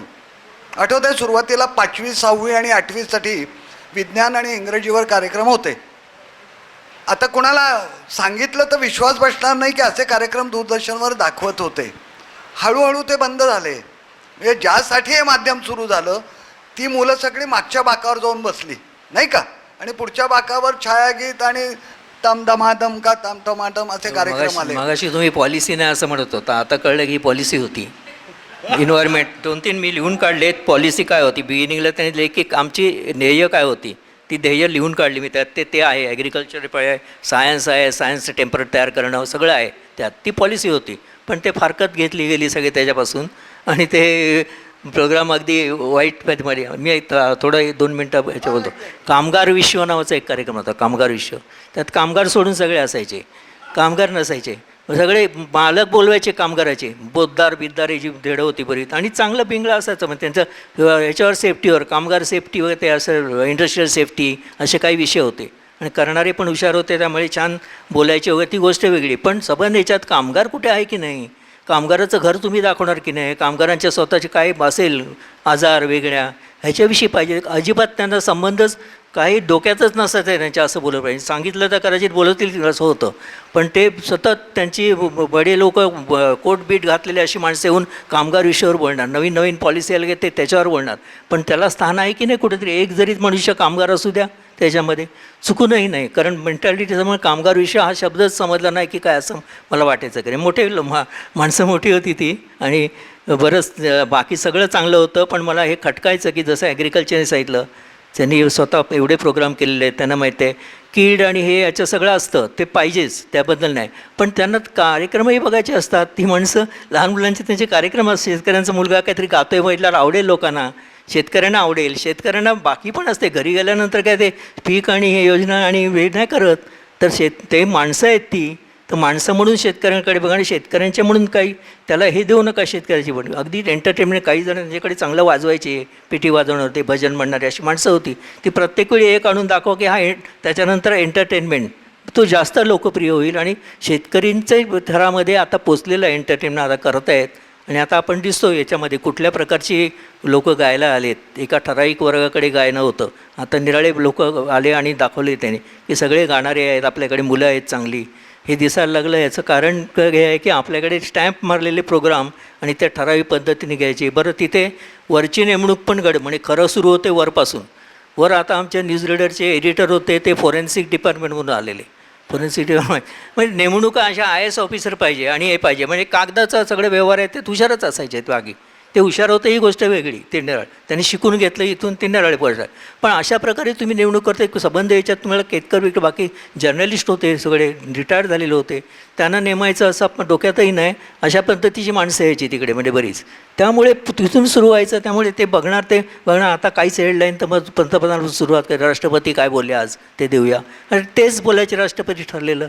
तर त्या पद्धतीने सुरू झाल्यावर कसे न्यूज लोक बघणार? न्यूज बघण्यासाठी तुम्हाला जे आता हे बाकीच्या लोकांनी काही प्रमाणात दाखवलेलं आहे ते पण तेही हळूहळू बळी पडत आहेत सरकारीकरणाला. म्हणजे प्रेशर म्हणा, हे म्हणा, ते चालू आहे सगळं आता. तर मला हा मुद्दा सांगत होता, कामगार विषयामध्ये कामगार नाहीत. 1992-93 साली प्रायव्हेट चॅनल्स आली नाही का? पहिल्यांदा वेगवेगळे चॅनल्स आली, इंग्लिश चॅनल्स आली, हिंदी चॅनल्स आली, आणि दूरदर्शनसमोर फार मोठं आव्हान उभं राहिलं. त्याच्या आधी आम्हीच किंग होतो. म्हणजे मला आठवतं आहे, मी पुण्याला जेव्हा जायचो एशियाडनी, तेव्हा मी दूरदर्शनमध्ये काम करतो असं त्या कंडक्टरला सांगितलं की तो म्हणायचं साहेब बसा. आता काय म्हणेल माहीत नाही. तर 1992-93 साली जेव्हा हे सगळे आली तोपर्यंतही आपण बरे होतो. पण जेव्हा 5-7 वर्षामध्ये या चॅनल्सनी तुफान TRP खेचायला सुरुवात केली आणि आमच्या जाहिरातीचा ओघ कमी व्हायला लागला, तसं तिथल्या संचालकांना असं वाटलं की आपण त्यांच्यासारखे कार्यक्रम करूया. ही फार मोठी चूक केली. खरं आपला USP होता साधे कार्यक्रम. जे काही कार्यक्रम आहेत त्यात सुधारणा करा, त्यात मॉडिफिकेशन करा, थोडा रिसर्च करा, त्याचं थोडं स्क्रिप्टिंग करा, त्याला काहीतरी ट्रीटमेंट द्या, काहीतरी योग्य अप्रोच ठेवा, तर कदाचित ते कार्यक्रम लोकांपर्यंत चांगले पोहोचतील. पण आम्ही झी TVची कॉपी करायला लागलो. झी TVचं बजेट आहे 1 कोटी आणि आमचं 13 लाख. कशी होणार ना कॉपी? त्यामुळे झालं काय की हातचं सोडून आपण पलट्याच्या पाठीमागं गेलो. म्हणजे आपलंही मूळ आपण काही ठेवलं नाही आणि त्यांच्यासारखी कॉपी करू शकलो नाही. आणखी एक महत्त्वाचा मुद्दा दूरदर्शनच्या बाबतीत, जो ट्रेनिंग वगैरे आम्ही केलं असं यांनी सांगितलं, FTIला ट्रेनिंग केलं या मंडळीने. ट्रेनिंग हे एकदाच नसतं करायचं. 10वी झाल्यावर आपण 12वी होतो. MD झाल्यानंतर सुद्धा तुमच्या स्पेशलायझेशनच्या परीक्षा असतात नाही का? हे इव्हॅल्युएशन आपलं करत, आणि आमच्याकडे तर ट्रेनिंग देण्याची पद्धत आणखी वाईट होती. म्हणजे 1 वर्षाने रिटायर होणारा माणूससुद्धा ट्रेनिंगला पाठवला जायचा, असं घडलेलं आहे. म्हणजे ट्रेनिंग हा फक्त उपचार झाला. दुसरा भाग असा की जे ट्रेनिंग दिलं जातं ते काहीही करायचं नाही. म्हणजे उदाहरणार्थ स्टुडिओमध्ये रेकॉर्डिंग जेव्हा करतात तेव्हा कॅमेरामॅनला कॅमेरा कार्ड दिली जातात. आणि आधी प्रोग्राम प्लॅन केलेला असतो की मी शॉट नंबर कॅमेरा 1वर हा शॉट ह्या साईजचा घेणार आहे, पहिला, तिसरा, 7वा, 9वा, दुसऱ्यावर 2रा, 6वा, असं ते प्लॅनिंग करून असतं. तो कार्ड असतं त्याच्याकडे. त्यामुळे ते काही कार्यक्रम आहे ते सुविध. आता इथं कुठेही कॅमेरा कार्ड मला वाटतं की दूरदर्शनमध्ये आपण कधीही वापरलेले नाहीत. आपल्यामध्ये आधी स्टोरी बोर्ड तयार करायचे डॉक्युमेंटरी करताना आउटडोअर शूटिंगला, की काय दृश्य असणार आहेत, लाईट कुठून येणार आहे, माईक कुठं लावणार आहे, तिथं काय हालचाली होणार आहेत, हे सगळं सायंटिफिकली जर केलं, पण ते कधीही आम्ही ट्रेनिंगमध्ये केलं नाही आणि करूच शकलो नाही. त्यामुळं दूरदर्शन आणि पोस्ट ऑफिस किंवा इरिगेशन विभाग याच्यामध्ये फारसा गुणात्मक, मी त्यांचा अपमान करतो असं मला वाटतं आहे खरं, कारण ते खूप मोठं काम करतात, की असा फरक काहीतरी ठेवला पाहिजे ना. म्हणजे जेव्हा यांची वसंत साठ्यांची बदली झाली होती ॲग्रिकल्चरला, तर कल्चर टू ॲग्रिकल्चर असं त्यांचं तेव्हा बातमी आली होती.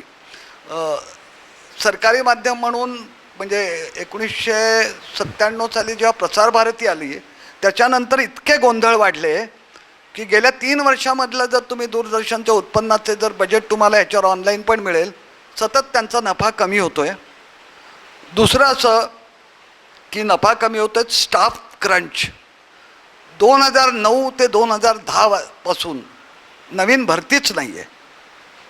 मग आमच्याकडे कोण रिसोर्स पर्सन म्हणून कोणतरी नेमले जातात, मग त्यांच्या हातात सगळे म्हणजे कोणते असिस्टंट असतात, चुणचुणीत असतात, स्मार्ट असतात, पण तेच पॅनलवर बसतात, तेच प्रोग्राम करतात, तेच शॉट ठरवतात.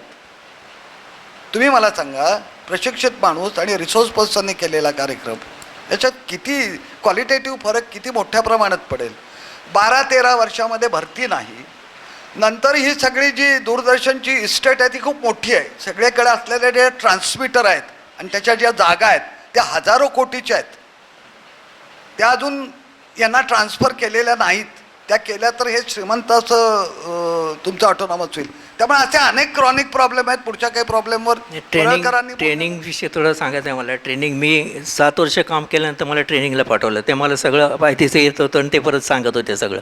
पण तिकडे शिकण्यासारखं पण बरंच होतं. ते कॅमेरा कार्ड वगैरे म्हणतो तसं आम्ही केलं. आणि इकडे आल्यावर आम्ही ट्रेन म्हणून आलो ना, मग ते आम्ही पुढचा शॉट काय आहे वगैरे मानलेलं असायचं, स्क्रिप्ट असायचं आणि पुढचा शॉट त्याला सांगायचो. तेव्हा खालून आम्हाला कॅमेरामनच्याकडे हेडफोन असायचा आणि स्टुडिओत असायचा तो. आम्ही त्याच्यात सांगायचं की सेकंड शॉट आहे. तो म्हणा काय आले वाटते ट्रेनिंगवरून तुम्ही, असं म्हणून आम्हाला हसायचा. आणि हे म्हणजे चालेल 2 दिवस चालणार यांचं काहीतरी म्हणजे हसायचं, जोक असायचा तो त्यांच्या दृष्टीने. हा आता आम्हाला शिकवतो आहे कसा शॉट आणि काय मोठा, असं इतकं ते लाईटली घेतलं जायचं की सिरियसली काय म्हणतं तर कॅमेरा काय वगैरे काय संबंध आहे स्वतः माहिती आहे. ते मजा तिथे एक चांगले आम्ही दिवस काढले ते ट्रेन. आम्ही फिल्म भरपूर बघितल्या. असं बाकी शिक्षण मिळालं.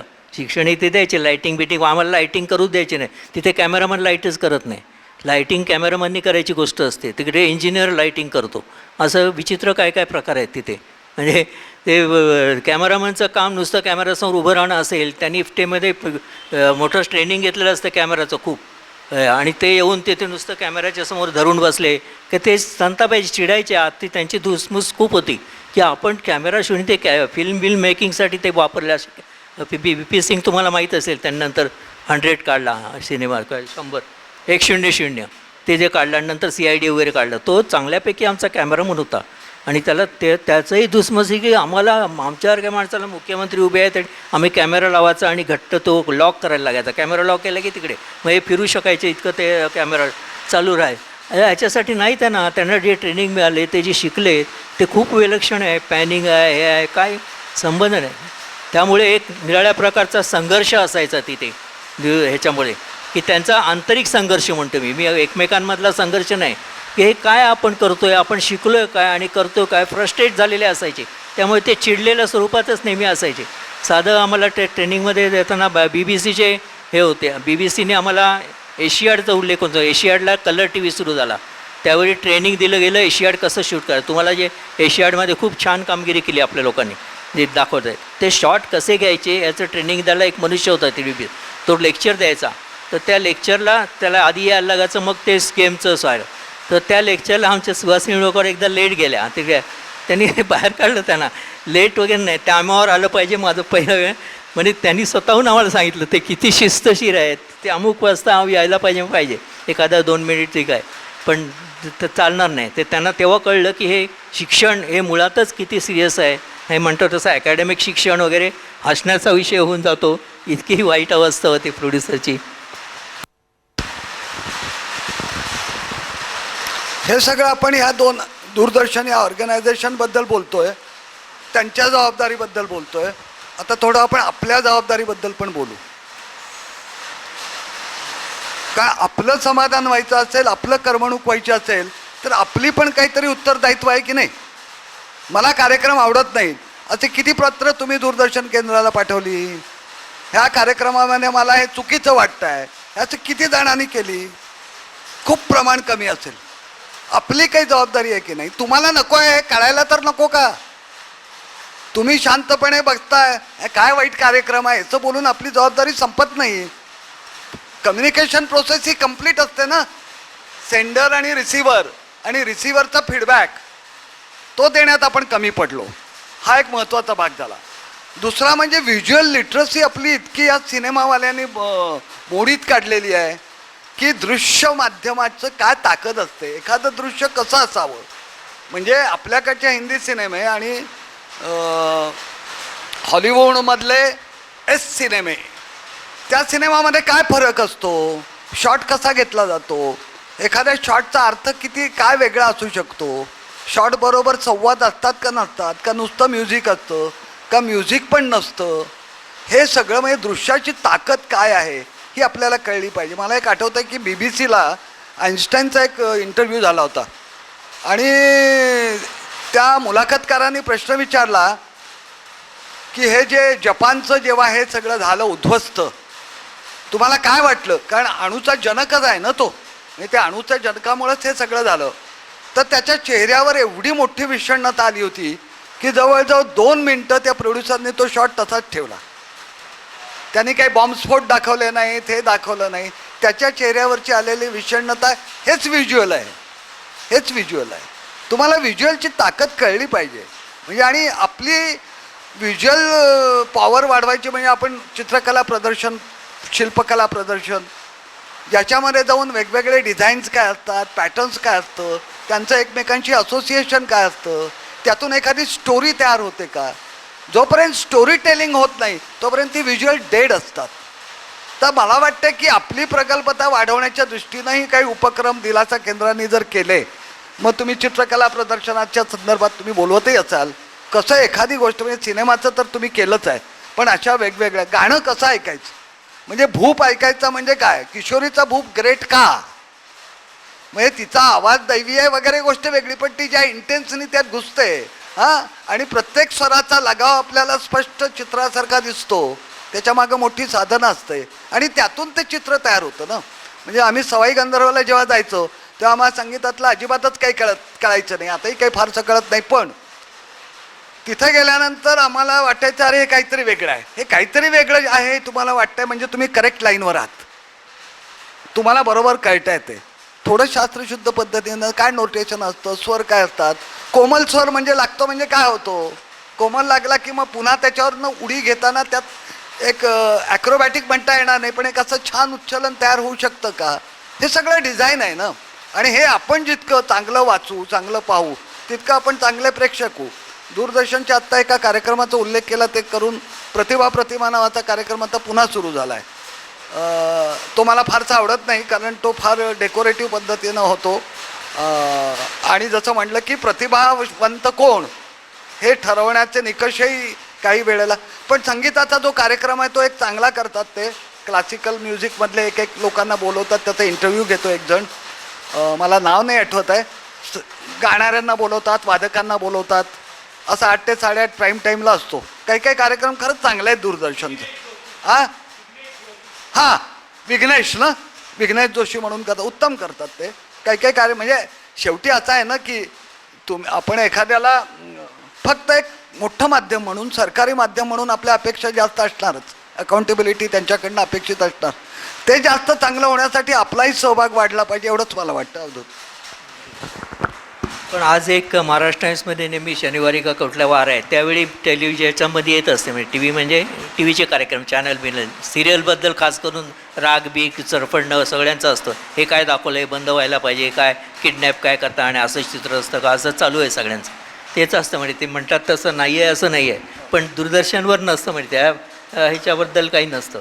सिरियलबद्दल राग जो आहे तो बऱ्याचशा लोक टेलिव्हिजनने सिरियल बघण्याचं साधन म्हणून घेतलेलं आहे. त्यामुळे आता ते सिरियलचं टाईम झालं की चुळबुळ सुरू होते सर प्रेक्षक. आम्ही पण कार्यक्रम ठराविक वेळी संपवतो कारण लोकांचा एक ठराविक भाग त्यांना बघायचा असतो तो काय होते ते पुढे. तर तसं करतात. पण सिरियलबद्दल अशी टीका होत नाही, ते कथानकाबद्दल होते की अशी माणसं घरात कुठे उभी राहतात, अशी 6-7 माणसं अशी उभी राहतात. आणि हे मराठी सिनेमात पूर्वी असायचं ते शेवटाला की सगळे असे बोलायला लागतात. मग म्हणजे एक जण बोलतो, तो बोलला की दुसरा बोलला की ते अशी घरात चालते काय, असं कोण बोलतं का एकमेकाने. बऱ्याच वेळा इकडे बघून तिकडे बघून असे बोलत असतात, एकलोकी बोले सुने चालू होतं. पण यांचं असं तोंड सगळे उभे करून बोलत असतात आणि सगळे एका विशिष्ट वर्गातले असतात. म्हणजे मी त्या वर्गाबद्दल बोलत नाही तुम्हाला. एका ठराविक देखण्या असतात, सगळे पुरुष देखणे, सगळे स्त्रिया देखण्या, म्हणजे गोऱ्या बिऱ्या, आणि त्याला मेकअप केलेला असतो. आणि त्याच्यावर त्यांनी म्हणजे घरातल्या स्त्रिया या साड्या नेसतात का असं वाटायला लागतं की अशा साड्या घरातलं वातावरण दाखवू शकत नाही. आणि घरात एकच दिवाणखाना कसा दिसतो सगळ्यांच्या, की घरात दुसरी माणसं राहतात की नाही. मुंबईत चाळीत राहतात लोक, निराळ्या प्रकारे राहतात. जरा मिडल क्लास वेगळे असतात, ते वेगळे राहतात, त्यांचे कपडे, त्याचे टांगलेले दोरे हे वेगळे. काही लोक करतात ते कार्यक्रम, पण सगळ्यांना ते सगळेजण असेही दाखवतात की आपल्याला घर बघूनच पहिल्यांदा वाटते काय घर आहे, काय सुरेख असे देणे बिणे. पण ते त्याच्यामध्ये, आणि मग ते सगळेजण एकमेकांना असे वाईट किंवा काही असू दे, पण असे कसे हा झाला का तो बोलक, आणि बरेचसे पुरुष असे उभे राहतात, मग त्यात चेहरा दाखवतात. म्हणजे ते इतकं रुटीन झाले. मला पूर्वी या मराठी सिरियलचा यामुळे राग यायचा, पण मी नंतर बंगाली आणि हे सुरू केलं बघणं, तामिळ आणि याचे म्हटलं दुसऱ्या सिरियल बघूया तिकडे. तिथेही तेच, पडद्यामागे एक बाई उभी असते, ते ऐकते आणि मग हे बरोबर अशी उभी असते, त्यावेळी तिच्याविरुद्ध काहीतरी बोलत असतात, मग ती बरोबर त्यांना उठ. म्हणजे हा पॅटर्न आहे सगळा. म्हणजे आम्ही जेव्हा त्यावेळी जे कार्यक्रम बघत होतो, ह्या आमचा कलर टी व्हीबद्दल मगाशी बोलत होतो, त्या कलर टी व्हीमध्ये आमच्याकडे सगळे कार्यक्रम कलर यायचे. त्यावेळी कलर त्यांच्याकडे आधी आला होता, त्यामुळे robin hood, hair is Lucy, हे आम्हाला कलर आतमध्ये गेल्यावर कलर दिसायचे.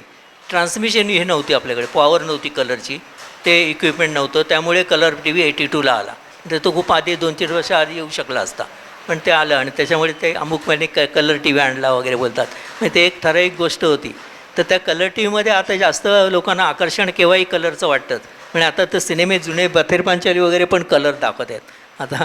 म्हणजे काही लोकांनी तर बंदी घातलेली आहे त्याच्यावर. हिचकॉकच्या फिल्मी, हिचकॉकच्या कंपनीने बंदी घातली की आमचे सिनेमे कलर नाही करायचे. हा ब्लॅक अँड व्हाईटसाठी काढलेला आहे. आणि काही ब्लॅक अँड व्हाईटची एक ब्युटी असते, ती आहे करे. ते सगळे रंगीत झाल्यावर काय दिसते ते तुम्ही पण त्यांनी चांगलं सांगितलं की हे वाव नाही. आपण दूरदर्शनच्या कुठल्या इतर कार्यक्रम, यांनी जे कार्यक्रम सांगितलं विघ्नेश, त्याबद्दल येत नाही की जे काही चांगले असतात ते येऊन मग तुम्ही त्याची तुलना करा. वाईटाला वाईट बोलाच, पण चांगलं देऊन मार्क द्याल तर त्याचं त्यांना हे कळेल काय आहे. आणि आपल्याकडे नाटक वगैरे एवढं समृद्ध आहे, आणि इथे जी नाटकं चालतात ती काय ठराविक वळणाची चालतात, ती नाटकंच असतात लहानशी. खरं आहे. म्हणजे आता बॉक्स नाटकातून आपण खूप बाहेर आलो आहे. पूर्वी बॉक्स सेट होता, म्हणजे तुम्ही जे म्हणताय ते त्यावेळी नाटकातही चालायचं की जिथं स्पॉट आहे तिथंच तो उभा राहायचा ना नट, किंवा जिथं माईक आहे त्याच्या डिरेक्शननीच उभा राहायचं. त्यामुळे ते आर्टिफिशियल थोड्याफार प्रमाणात चालायचं. पण सिरियलचा एक प्रॉब्लेम असा आहे की आपण दोषी आहोत. आपल्याला ते इंजेक्शन लागतं संध्याकाळी 7 ते 7:30 किंवा 7:30 ते 8, आणि ते महिनाभरचा डोस सांगितलेला असतो डॉक्टरने, 3 महिन्याचा. म्हणजे जितके दिवस एपिसोड आहेत तितके दिवस आपण गुंतत जातो ना कशात तरी, आणि अत्यंत आर्टिफिशियल गोष्टीत गुंतत जातो. ते इतकं आर्टिफिशियल आहे सांगतो. या सिरियल्स आहेत आता मुंबईमध्ये निदान शिफ्टवर काम करतात. दिल्लीमध्ये तर असं आहे की एका मोठ्या स्टुडिओमध्ये सगळे प्रोड्युसर नट 6 महिने आत असतात.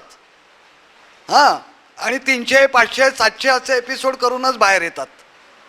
कारखाना आहे. म्हणजे पूर्वी पटकथा लेखक, संवाद लेखक असे 2 असायचे. आता प्रत्येक कॅरेक्टरला वेगळा संवाद लेखक आहे, आणि तो सुट्टीवर गेला की त्याची असिस्टंट त्याचे संवाद लिहिते. तुम्ही मला सांगा, अशी कॉग्स एकत्र करून मशीन होतं का तयार? आणि ते आपल्याला आवडतं, हे किती वाईट आहे. हां, आपल्याकडेही चालू झालं ना की इतक्या कारखान्यासारखे आपण सिरियल करतो. म्हणजे आपल्याला ती सिरियल का आवडते याचा तुम्ही एकदा रात्री झोपण्यापूर्वी 5 मिनिटं डोळे मिटून विचार करावं. त्याचं मागे आणि तुम्हाला जी उत्तरं येतील ते तुम्हाला असं वाटेल की आपण उगीच बघतो. कारण खूप ऑप्शन्स आहेत, खूप ऑप्शन्स आहेत. आता OTTचा प्लॅटफॉर्म आहे, तो आता प्रत्येकाकडे असेल असं नाही, पण अप्रतिम कार्यक्रम आहेत. किंवा इतरही चॅनल्स, अगदी दरवेळेला OTT नाही, टाटा स्कायवर आपल्याला खूप वेगवेगळ्या डॉक्युमेंटरीज आहेत, फीचर्स आहेत. खाण्याचे अप्रतिम, खाना खजानापेक्षा किती सुंदर पद्धतीने कार्यक्रम केलेले असतात ते तुम्ही बघू शकता. व्हरायटी आहे. पण आपल्याला मनोरंजनसुद्धा सोपं लागतं, हे वाईट आहे. माझा आपल्याला चढावर गाडी न्यायला कंटाळा येतो, आपल्याला उतारावरच गाडी न्यायची असते. थोडा मारा ब्रेक, मागं गाडी जाते, हँडब्रेक लावा, त्यावर हे थ्रिल आयुष्यामध्ये उपभोगानं. आपल्याला सोपं मनोरंजन काय, मग वी आर ॲट लॉस. माझा एक मित्र होता, तो सिरियल त्याला रिलचं काम आलं, तो लिहायला लागला सिरियल, तेव्हा त्याला ते येऊन सांगितलं ते अमुक एक कॅरेक्टर आहे ते तुम्ही नाही लिहायचं, ते सोडा जागा, ते एक बाई आहे ते लिहिणार आहे. म्हणजे ह्यातलं एक पात्र आहे ती वेगळी बाई लिहिणार आहे. तुम्ही ते काय विचित्र प्रकार आहे म्हटलं. ते तिला सांगितलं, मोठी बाई होती माधुरी तामाणे, काय मला लक्षात नाही नाव, की ते सोडा आहे, तुम्ही त्याचे डायलॉग तुम्ही लिहायचे भारत, पण त्यांना ते जमलेले आणि त्यांचं ते कॅरेक्टर. ह्या अशा गमती वाटाव्यात अशा गोष्टी आहेत सगळ्या. आणि सिरियलवर मला वाटते तुमचा एक संबंध, एक कार्यक्रम होऊ शकेल आणि तुम्हाला बोलायला खूप स्कोप आहे त्याच्यावर. करा. नाही, मी ही टीका करत असताना काही काही सिरियलमध्ये उत्तम अभिनय असतो, उत्तम कथा असतात, उत्तम थीम असते, याबद्दल वादच नाही. मी चांगल्याबद्दल बोलतच नाही आहे, पण त्यापेक्षा मसाला खूप असतो आणि तो टाकावाच लागतो. 22 मिनिटाचा करायचा, 12 मिनिटांनी कट घ्यायचा, कारण 3 मिनिटाच्या कमर्शियल दाखवायच्यात. मग 12 मिनिटाला काहीतरी हुक पाहिजे ना. मग सस्पेन्स उगाचच टाकला जातो, कारण त्यांना तो हुक टाकायचा असतो आणि हुक टाकण्यासाठी आर्टिफिशियल ते तयार होतं. आणि TRP नावाचं जे एक हे आहे, तुम्ही TRP हा शब्द ऐकला असेल ना, टेलिव्हिजन रेटिंग पॉईंट. या कार्यक्रमाचं TRP खूप आहे. म्हणजे काय आहे, तर आता असं आहे की पूर्वी आम्ही 700 की 800 लोकांना घेऊन TRP काढायचो कार्यक्रमाचा. आता जवळजवळ 15,000 लोकांना घेऊन TRP काढतो. पण तरीही 10 कोटी 12 कोटी लोकांमध्ये 15,000 आकडाही कमी आहे. TRP काढण्याची पद्धत अशी आहे की ते गुप्त असतं सगळं. ते सिलेक्ट करतात लोक ॲडव्हर्टायझिंग एजन्सीच्या थ्रू, आणि त्या घरांमध्ये डायरी दिली जाते. नंतर टेलिव्हिजन सेटला एक पिप्लोमीटर नावाचं एक मशीन बसवलेलं असतं. ते मशीन तुम्ही TV कसा बघताय, बघताना जांभया येत आहेत का, मध्येच बाजूला बघताय का, हे सगळं तुमचं डिस्ट्रॅक्शन, तुमचं अट्रॅक्शन हे सगळं रेकॉर्ड करतं. आणि त्याच्या आधारे ते सर्वे करून कुठल्या कार्यक्रमाला जास्त मागणी आहे हे ते शोधून काढतात. पण मुळात असं आहे की जे कार्यक्रम ते सिलेक्ट करतात, जी माणसं सिलेक्ट करतात, ते रिसर्च मेथडॉलॉजीमध्ये बसणारं नाही. म्हणजे रिसर्च मेथडॉलॉजी जर तुम्ही बघितलीत तर मुळात हा सॅम्पल मुळात खूप कमी आहे, सदोष सॅम्पल आहे. त्यामुळं पण आता दुसरी आपल्याकडं कुठलीच व्यवस्था नसल्यामुळे आपण TRP मानतो आणि TRP चांगला म्हणून मग त्या कार्यक्रमाला डिमांड चांगली. TRP कमी झाला की 9ची सिरियल 8 वाजता जाते, 7ची सिरियल 9 वाजता जाते, कारण ते TRP, थँक्स टू TRP. दूरदर्शनवर एक फीडबॅक नावाचं सुरू केलं होतं. मला बरं वाटलं की फीडबॅक पण तिकडे एक डिपार्टमेंट केलं होतं, एक माणसाला नेमलं होतं आणि तो पत्रबित्र बघायचा आणि त्याचं हे वरून काय आलं तर त्यांना सांगायचं असं असं आले, तो आवडलेला नाही कार्यक्रम, ते नंतर काय होईल ते होईल. पण एक काहीतरी डिपार्टमेंट होतं. तर आमचा दिंडी चालू असताना मी त्यांना विचारायला गेलो की आमचं काय फीडबॅक, आम्हाला काय मिळतो फीडबॅक दिंडीचा. तो म्हणाला 50% लोकांना तुम्हाला आवडतो आणि 50% लोकांना नाही आवडत. तर म्हटलं ठीक आहे, 50% आवडतो आमच्या दृष्टीने खूप, नाही आवडलं तरी 50. म्हणून त्याला विचारलं कुठे पत्रबित्र आले, तो बोलतो 2 पत्र आले, एक चांगलं आहे एक वाईट आहे. त्यानं कॅल्क्युलेशन हे स्टॅटिस्टिकवाले त्यांनी लगेच स्टॅटिस्टिक मांडलं 50%. वन वे कम्युनिकेशनवर आमचा विश्वास नाही. त्यामुळं पुढचा काही वेळ तुमचे जेन्युइन प्रश्न काही असतील तर त्या प्रश्नांची उत्तरं देण्याचा आम्ही प्रयत्न करू. नमस्कार. आत्तापर्यंत तुमचं आम्ही ऐकून घेतलं, आता आमचं आता तुम्ही ऐकायचं आहे. कारण तुम्ही मगाशी म्हणाल की सेटअप नसताना दूरदर्शन चालू केलं. जर प्लॅन्ड असतं दूरदर्शन तर त्याची प्रतिमा काय असते?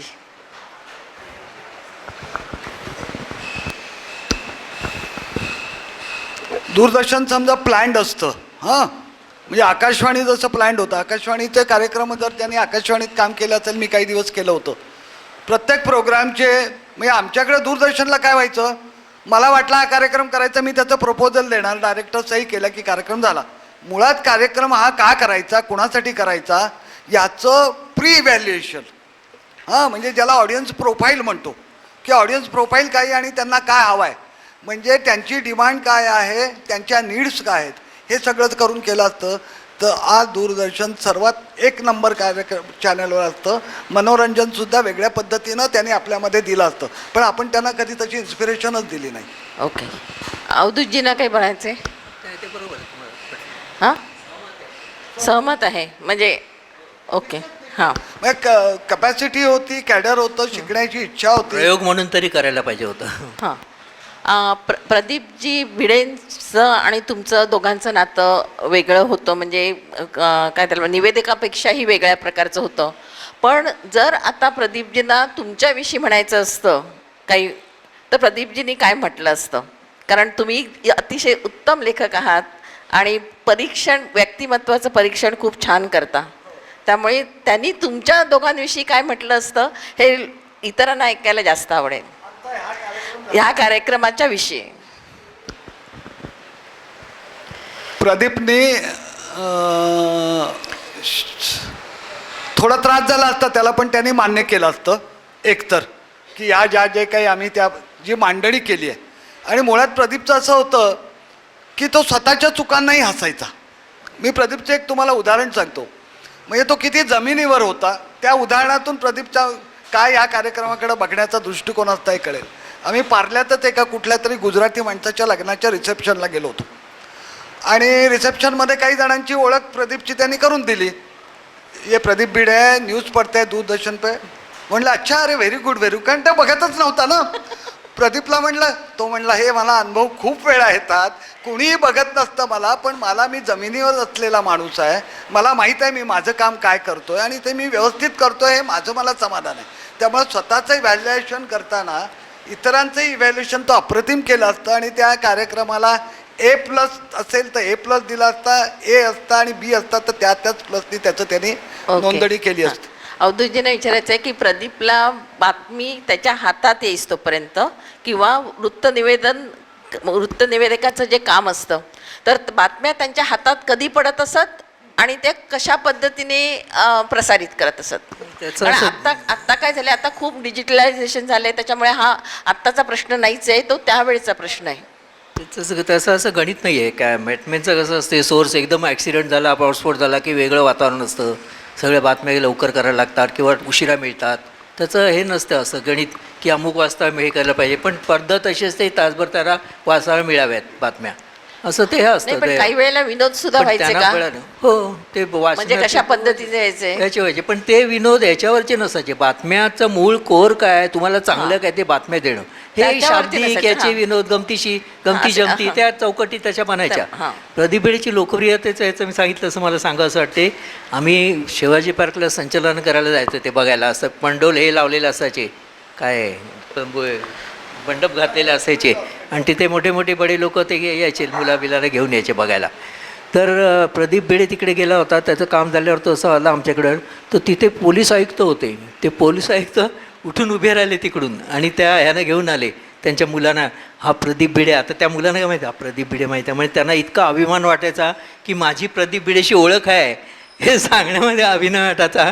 जसं आमच्याकडे फारपूर्वी हाच परिहास कार्यक्रम करायचे याकूब सईद आणि बबन प्रभू. तेव्हा याकूब सईद संजय दत्त वगैरे मध्ये पॉप्युलर होते. सुनील दत्तनी सांगितलं होतं की आप बहुत पॉप्युलर है हमारे घर में असं.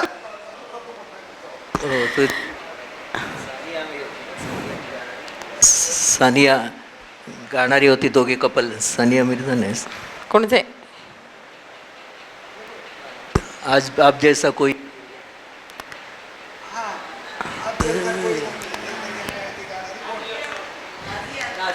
नाव आठवत नव्हतं. नाझिया असेल ती बिचारी नाही आज.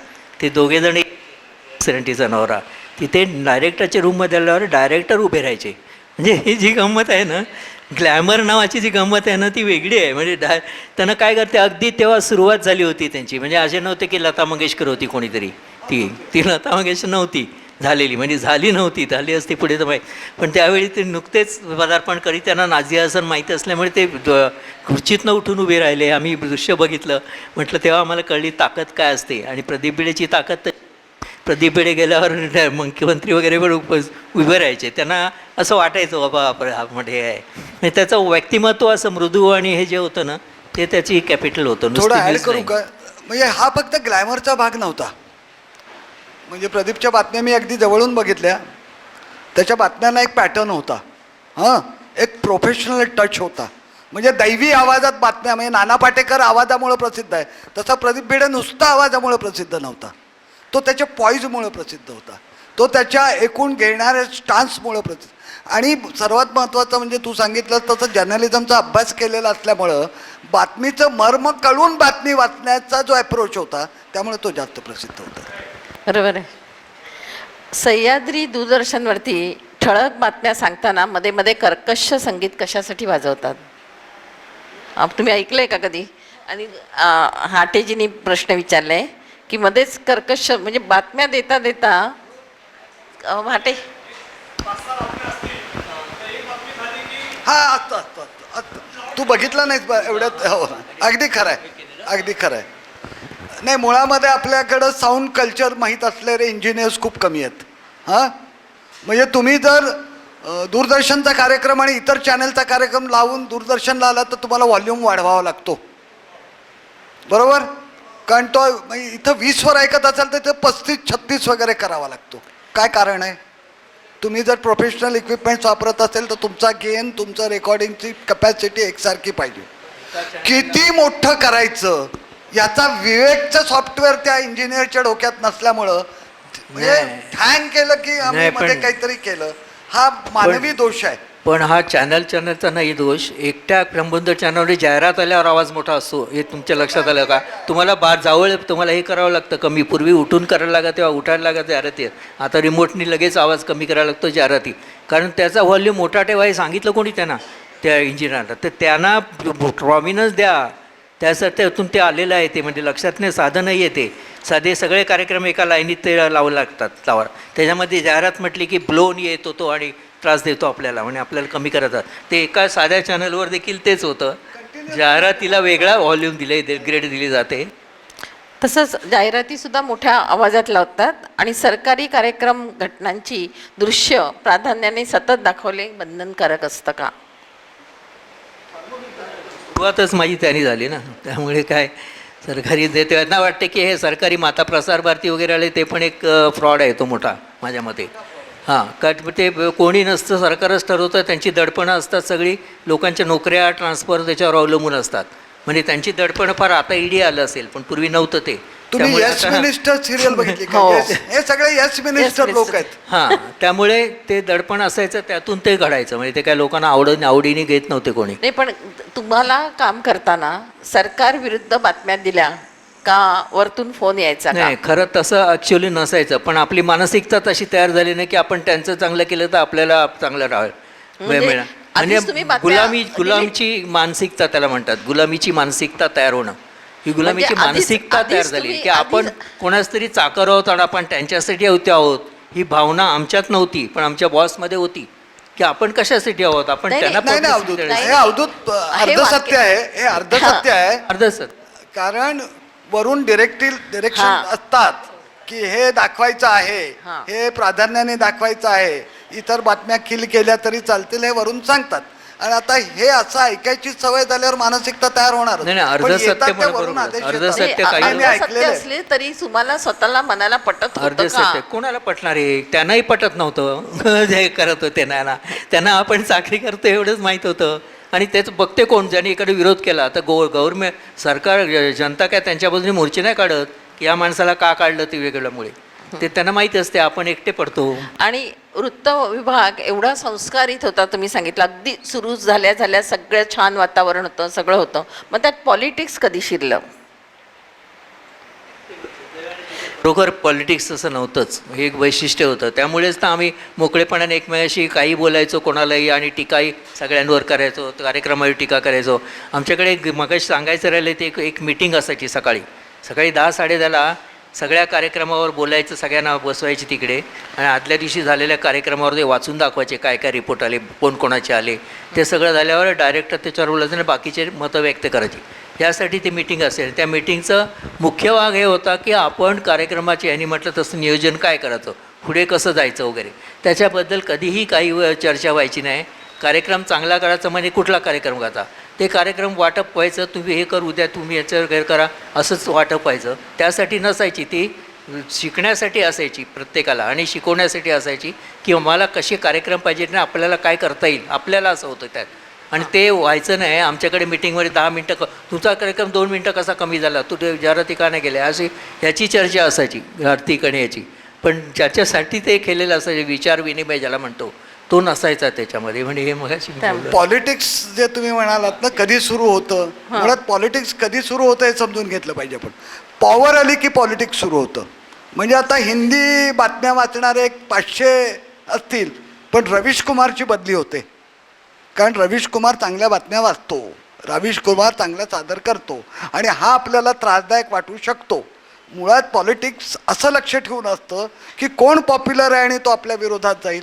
बाकीच्यांना कोणी विचारतच नसतं. त्यामुळं पॉवर आली की पॉलिटिक्स सुरू होतं. आणि सगळ्यांचा असा म्हणजे एक प्रश्न आहे की दोघांना तुम्हाला इंडिव्हिज्युअली आहे की सिरियल आता काढायला सांगितली तर तुमचे विषय कोणते कोणते असतील? हो रे, मुळातच घरं वेगळी दाखवेन मी. ते सगळे दिवाणखाने काढून टाकेन, सगळे उडवून टाकेन. आणि पोरं काय करतात, बाहेर काय खेळतात लोक, मुलं ते नाक्यावर काय बोलत असतात. साक्षू नका हे छान उदय आहे पुस्तक आहे त्याच्यावर. ते त्यांची भाषा कधीतरी येऊ द्या ना. ते म्हणजे तुम्हाला कळत नाही मुलं काय बाहेर करत असतात, तर ते दाखवा ना थोडं तरी. तेच दाखवू नका नुसतं. पण त्यांची घरं, त्यांची तुम्हाला कधी चाळ दिसणार आहे की नाही, की एक चाळ नावाची वाचाळ वस्ती नावाची चांगली हे होती माझी. त्याच्यात विनय आपटेने केले. तर विनय आपटेकडे एक स्वतःचा एक दृष्टिकोन होता आणि तो त्यातून पुढे आला होता. प्रायोगिक नाटकातनं वगैरे पुढे आलेला माणूस होता तो. त्यामुळे तो प्रत्येक नाटक असं वेगळं वेगळं करायचा प्रयत्न धडपड, पण कौतुक नसायचं कोणाला त्याचं. ते हे समज. आणि विशेषतः तुम्ही दाखवत नाही सगळे जगाचे कोपरे. शेतकऱ्यांचं जीवनावर कुठली मालिका आहे? शेतकरी आत्महत्या करतात एवढ्याच बातम्या आपण वाचतो, पण किती जाऊन करतात काय? आता तेंडुलकर त्या पद्धतीने करायचे काम, पण ते पाहायला जायचं नाही कार्यक्रम. त्यांनी एकदा जेव्हा गुणवत्ता पेशावर मुलं येतात ना, ते एक ठराविक दिवस असतो, त्यावेळी गुणवत्ता आलेले सगळे त्यांची मुलाखती वगैरे असतात. त्यावेळी तेंडुलकरने नापास विद्यार्थ्यांच्या मुलाखती घेतल्या की मी का नापास झालो. त्यानं विचारलं, तो बोलला आमच्या शिक्षकांनी. आणि ते क्रेडिट त्यांना जसं देत होते शिक्षकांना, तसं ती मुलं पण त्यांना क्रेडिट देत होती शिक्षकांमुळे आणि आईवडिलांमुळे. म्हणजे ती मुलं तसंच बोलत होती आणि मुलं पास झालेली मुलंही त्यांनाच हे करत होती ब्लेम. म्हणजे कशामुळे झालं? इंटरेस्टिंग आहे. म्हणजे दिंडी हे करताना, दिंडी जेव्हा निघते आषाढीकडे, तेव्हा त्यांना तिकडचं हे दाखवायचं होतं. दिंडी चालू असताना जे कचरा पट्टी करता आणि जे दुसरा भाग त्याचा जो आहे, जर एवढ्या लोकांचं मॅनेजमेंट दिंडी कशा पद्धतीने तुम्ही केली होती हा नाही ते पुढचं हे होतं. हां, तर त्याच्यात सांगतो तो आधीच. हे पुढचं संबंध ते सगळं जे एवढ्या लोकांना मॅनेज करणं सगळं शक्य नसतं, घाण वगैरे तिकडे होत असते, तर ते दाखवायचे ते संबंध. असं त्यांनी शूट केलं होतं, पण डायरेक्टरांनी नाही म्हणून सांगितलं त्याला, कारण भावना दुखावणं वगैरे आलं ना परत सगळं. त्यावेळी होतं ते, म्हणजे त्या काळातलं आहे ते. धारावीची दृश्य त्या दाखवायची काळात. नाही. नाही, हां, म्हणजे काय हे नको चित्र, म्हणजे ते त्यांना त्याच दिवशी दाखवायचं होतं दिंडीच्या वेळी. आणि की दिंडीला हे दुसरं चित्र बघा काय असेल. आमचा एक जयू भाटकर, तुम्हाला नाव माहिती असेल, तो अगदी भक्त आहे, विठ्ठल भक्त. आणि प्रत्येक वेळी दिंडीचा कार्यक्रम स्वतःकडे घ्यायचा. तो दिंडी असली की मी जाणारा करून तो स्वतःकडे घेऊन जावं लागतो. तो जायचा. तो जाऊन आल्यावर सांगतो, मी जरी कार्यक्रम स्वतःकडे घेतो जरी आल्यानंतर मला 4 दिवस जेवण जात नाही, असं तो स्वतः त्या क्रीडाकडे बघून सांगतो. आता सुधारणा हळूहळू होते आहे, पण असं काय ती दाखवलं तर सुधारणा होईल ना. पण हे असे लपवायचं असेल, तुम्हाला छपून करायचं, दाखवायचंच नसेल तर काहीच होणार नाही. तुम्ही कोणती सिरियल काढाल? खरं म्हणजे मला गौरीच्या तेरूवर एक फिल्म करायची इच्छा आहे. तुम्ही तेरू वाचलंय का गौरी देशपांडेचं? अरे म्हणून तर करायची आहे ना. होऊ शकेल काय म्हणजे त्यासाठी रिसर्च करायला पाहिजे.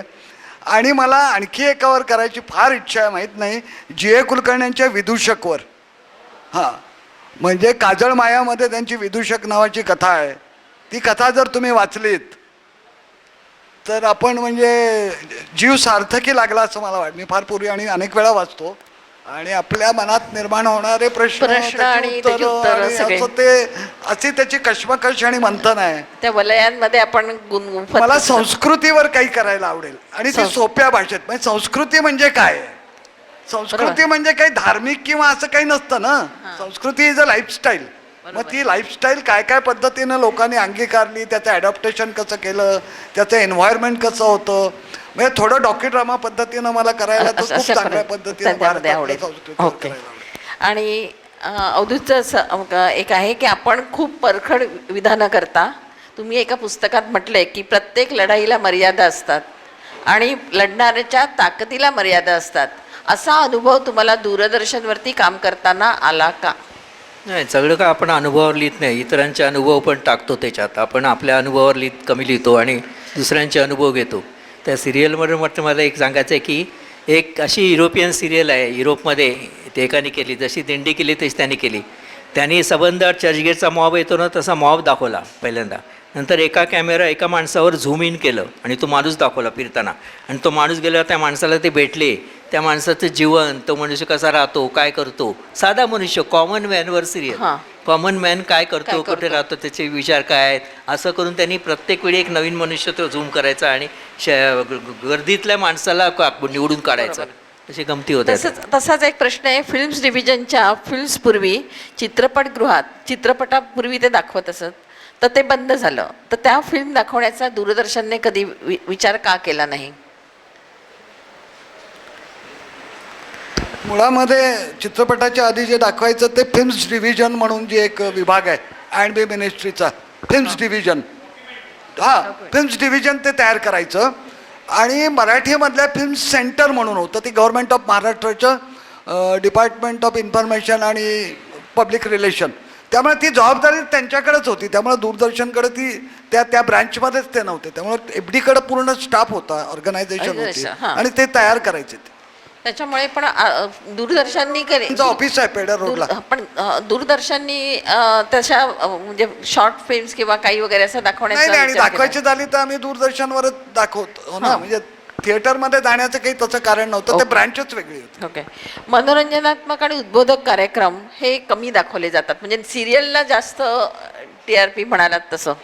तर मनोरंजनात्मकमध्ये आपले जुने पुलंचे विनोद आता हे झाले असतील, काय त्याला म्हणतात जुनाट झाले असतील किंवा काही. पण बाकीचे विनोद जे काय त्याला म्हणतात ना, साध्या पातळीवरती असतात, तर तशा पद्धतीचे हे करून तुम्ही नक्की समाजहित साधता का? खरं विनोदावर आधारित कार्यक्रम करणं खूप अवघड आहे. हां, याचं कारण असं की पुलं किंवा काय दादा कोंडके, आचार्य अत्रे, आचार्य अत्रे यांचे विनोद कोडिफाय करता येतात, क्वांटिफाय करता येतात. हां, त्यातून हास्य निर्माण होतं, काय त्यात विसंगती आहे. पण काही असे हळूहळू कळणारे विनोद असतात, काही असे मार्मिक विनोद असतात. ह्याच्यावर सिरियल करणं खूप अवघड आहे. शंकर पाटलांच्या कथा, धिंड वगैरे कथा तुम्ही वाचल्या असेल.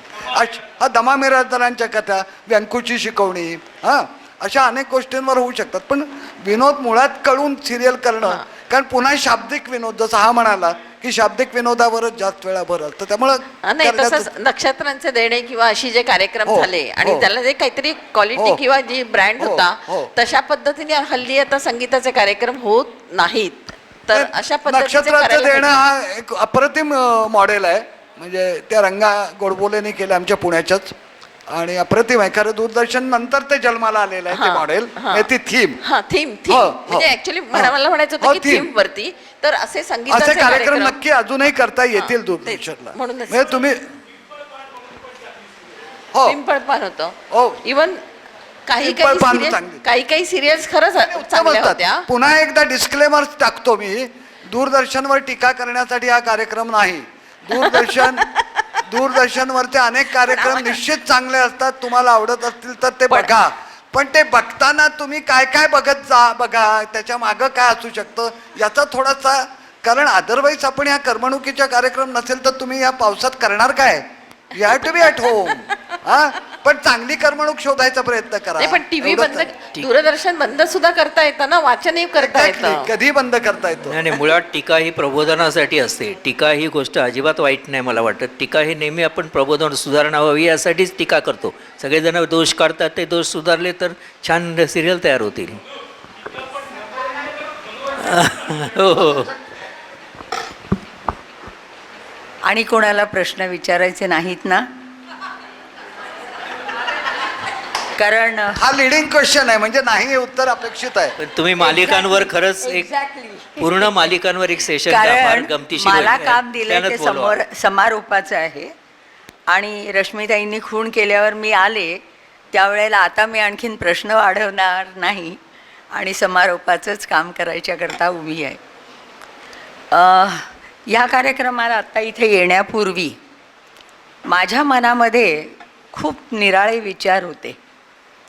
मला असं वाटत होतं एक डॉक्टर म्हणून की समाजाला टेलिव्हिजन अर्थात हा शब्द मी दूरदर्शन याच्या समानार्थी वापरते.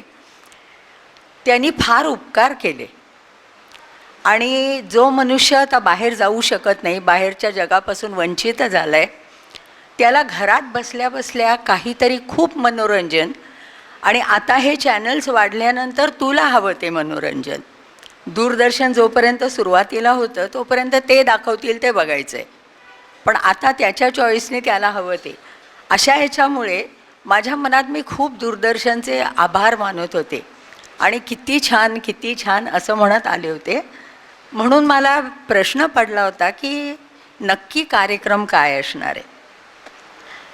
पण मला असं वाटलं की मनुष्य आजकालच्या युगात जो जगतो आहे तो प्रचंड एका वेगाने जगतो आहे आणि त्या वेगामध्ये स्वतःला श्वास घ्यायला वेळ नाही. तेव्हा आत्ता आपल्या वक्त्यांनी जसं सांगितलं की स्वतःचं जीवन जास्त परिपक्व करण्याकरता तुम्ही चित्रकला प्रदर्शनं, पण मला असं वाटलं की हे शक्य होईल का आपल्याला सहजपणे. आणि दुसरं, रोमॅन्टिसिझममध्ये मनुष्य आपली दुःख विसरतो आणि म्हणून जे तुम्हाला जगता येत नाही आहे ते बघा, ह्याकरता दूरदर्शन आहे, असे काही थोडेफार माझे विचार होते.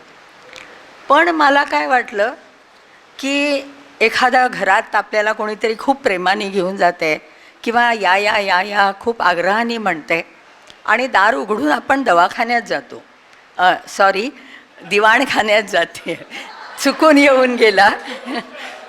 येऊन गेला शब्द, दिवाणखान्यात जातोय आणि वाह किती छान घर आहे तुमचं, वाह किती छान, असं काहीतरी होणार आहे इथे.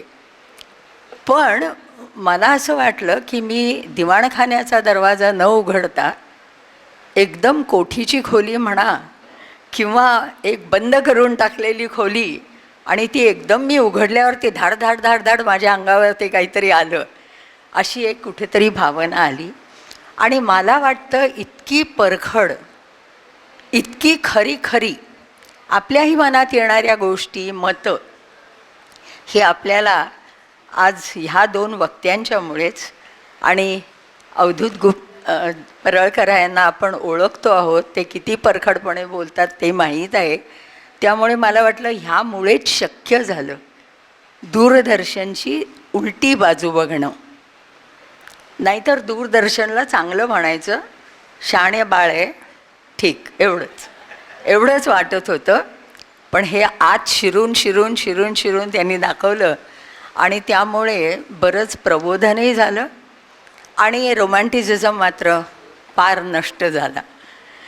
मला त्यांनी ते सरकारी कामगारांचं सांगत होते तेव्हा आमच्या जीवनात खरोखरी घडलेली गोष्ट. तुम्हाला सगळ्यांना कूपर हॉस्पिटल म्हणजे म्युन्सिपाल्टीचं आहे इथे माहिती असेल. सुरुवातीला ते हॉस्पिटल सुरू झाल्यापासून म्हणजे अगदी प्राथमिक पहिली जी काही अपॉइंटमेंट्स झाल्या त्याच्यात डॉक्टर काणे माझे यजमान तिथे होते, गायनेकॉलॉजिस्ट होते.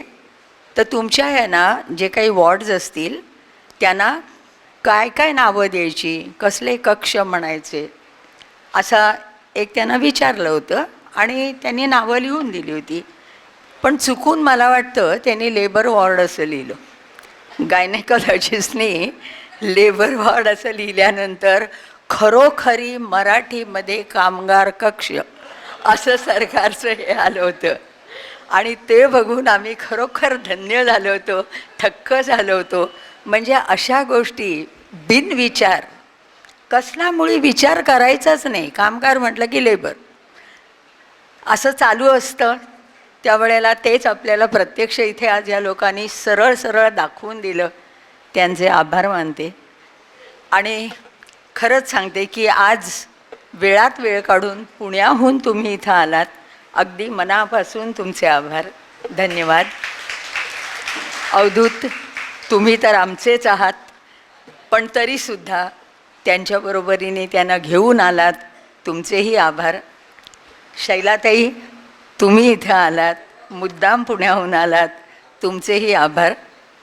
आज हे व्हिडिओ शूटिंग वगैरे करतायत, मला नाव माहिती नाही आहे त्यांचं, पण त्यांचेही आभार. रायकर अच्छा. आणि आपण सगळे आहात म्हणूनच हे कार्यक्रम होतात. आणि स्टेजवर बसणाऱ्याला म्हणजे आपण जसं नेहमी म्हणतो प्रेक्षक असेल तरच किंवा ऐकणारा श्रोता असेल तरच आम्ही वक्ता होतो. त्यामुळे तुम्ही आहात म्हणूनच हे कार्यक्रम होतात. सगळ्यांना मनापासून धन्यवाद. थँक्यू.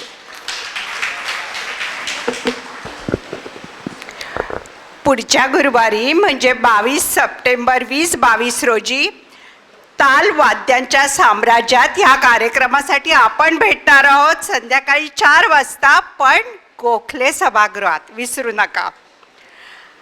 2 दिग्गजांच्या या दूरदर्शनवरील मनमोकळ्या संवादानंतर गरमागरम कॉफी हवीच, पण त्याआधी रमेश कुलकर्णी, वैशाली पाताडे, माया कुलकर्णी आणि प्रभा जोग यांनी त्यांच्या ऑगस्टमध्ये साजरा केलेल्या वाढदिवसानिमित्त खास चविष्ट अल्पोपहार आपल्याला देण्याचं ठरवलं आहे. तेव्हा त्या अल्पोपहाराच्या आस्वादानंतरच कॉफी पानाने कार्यक्रमाचे सांगता होईल.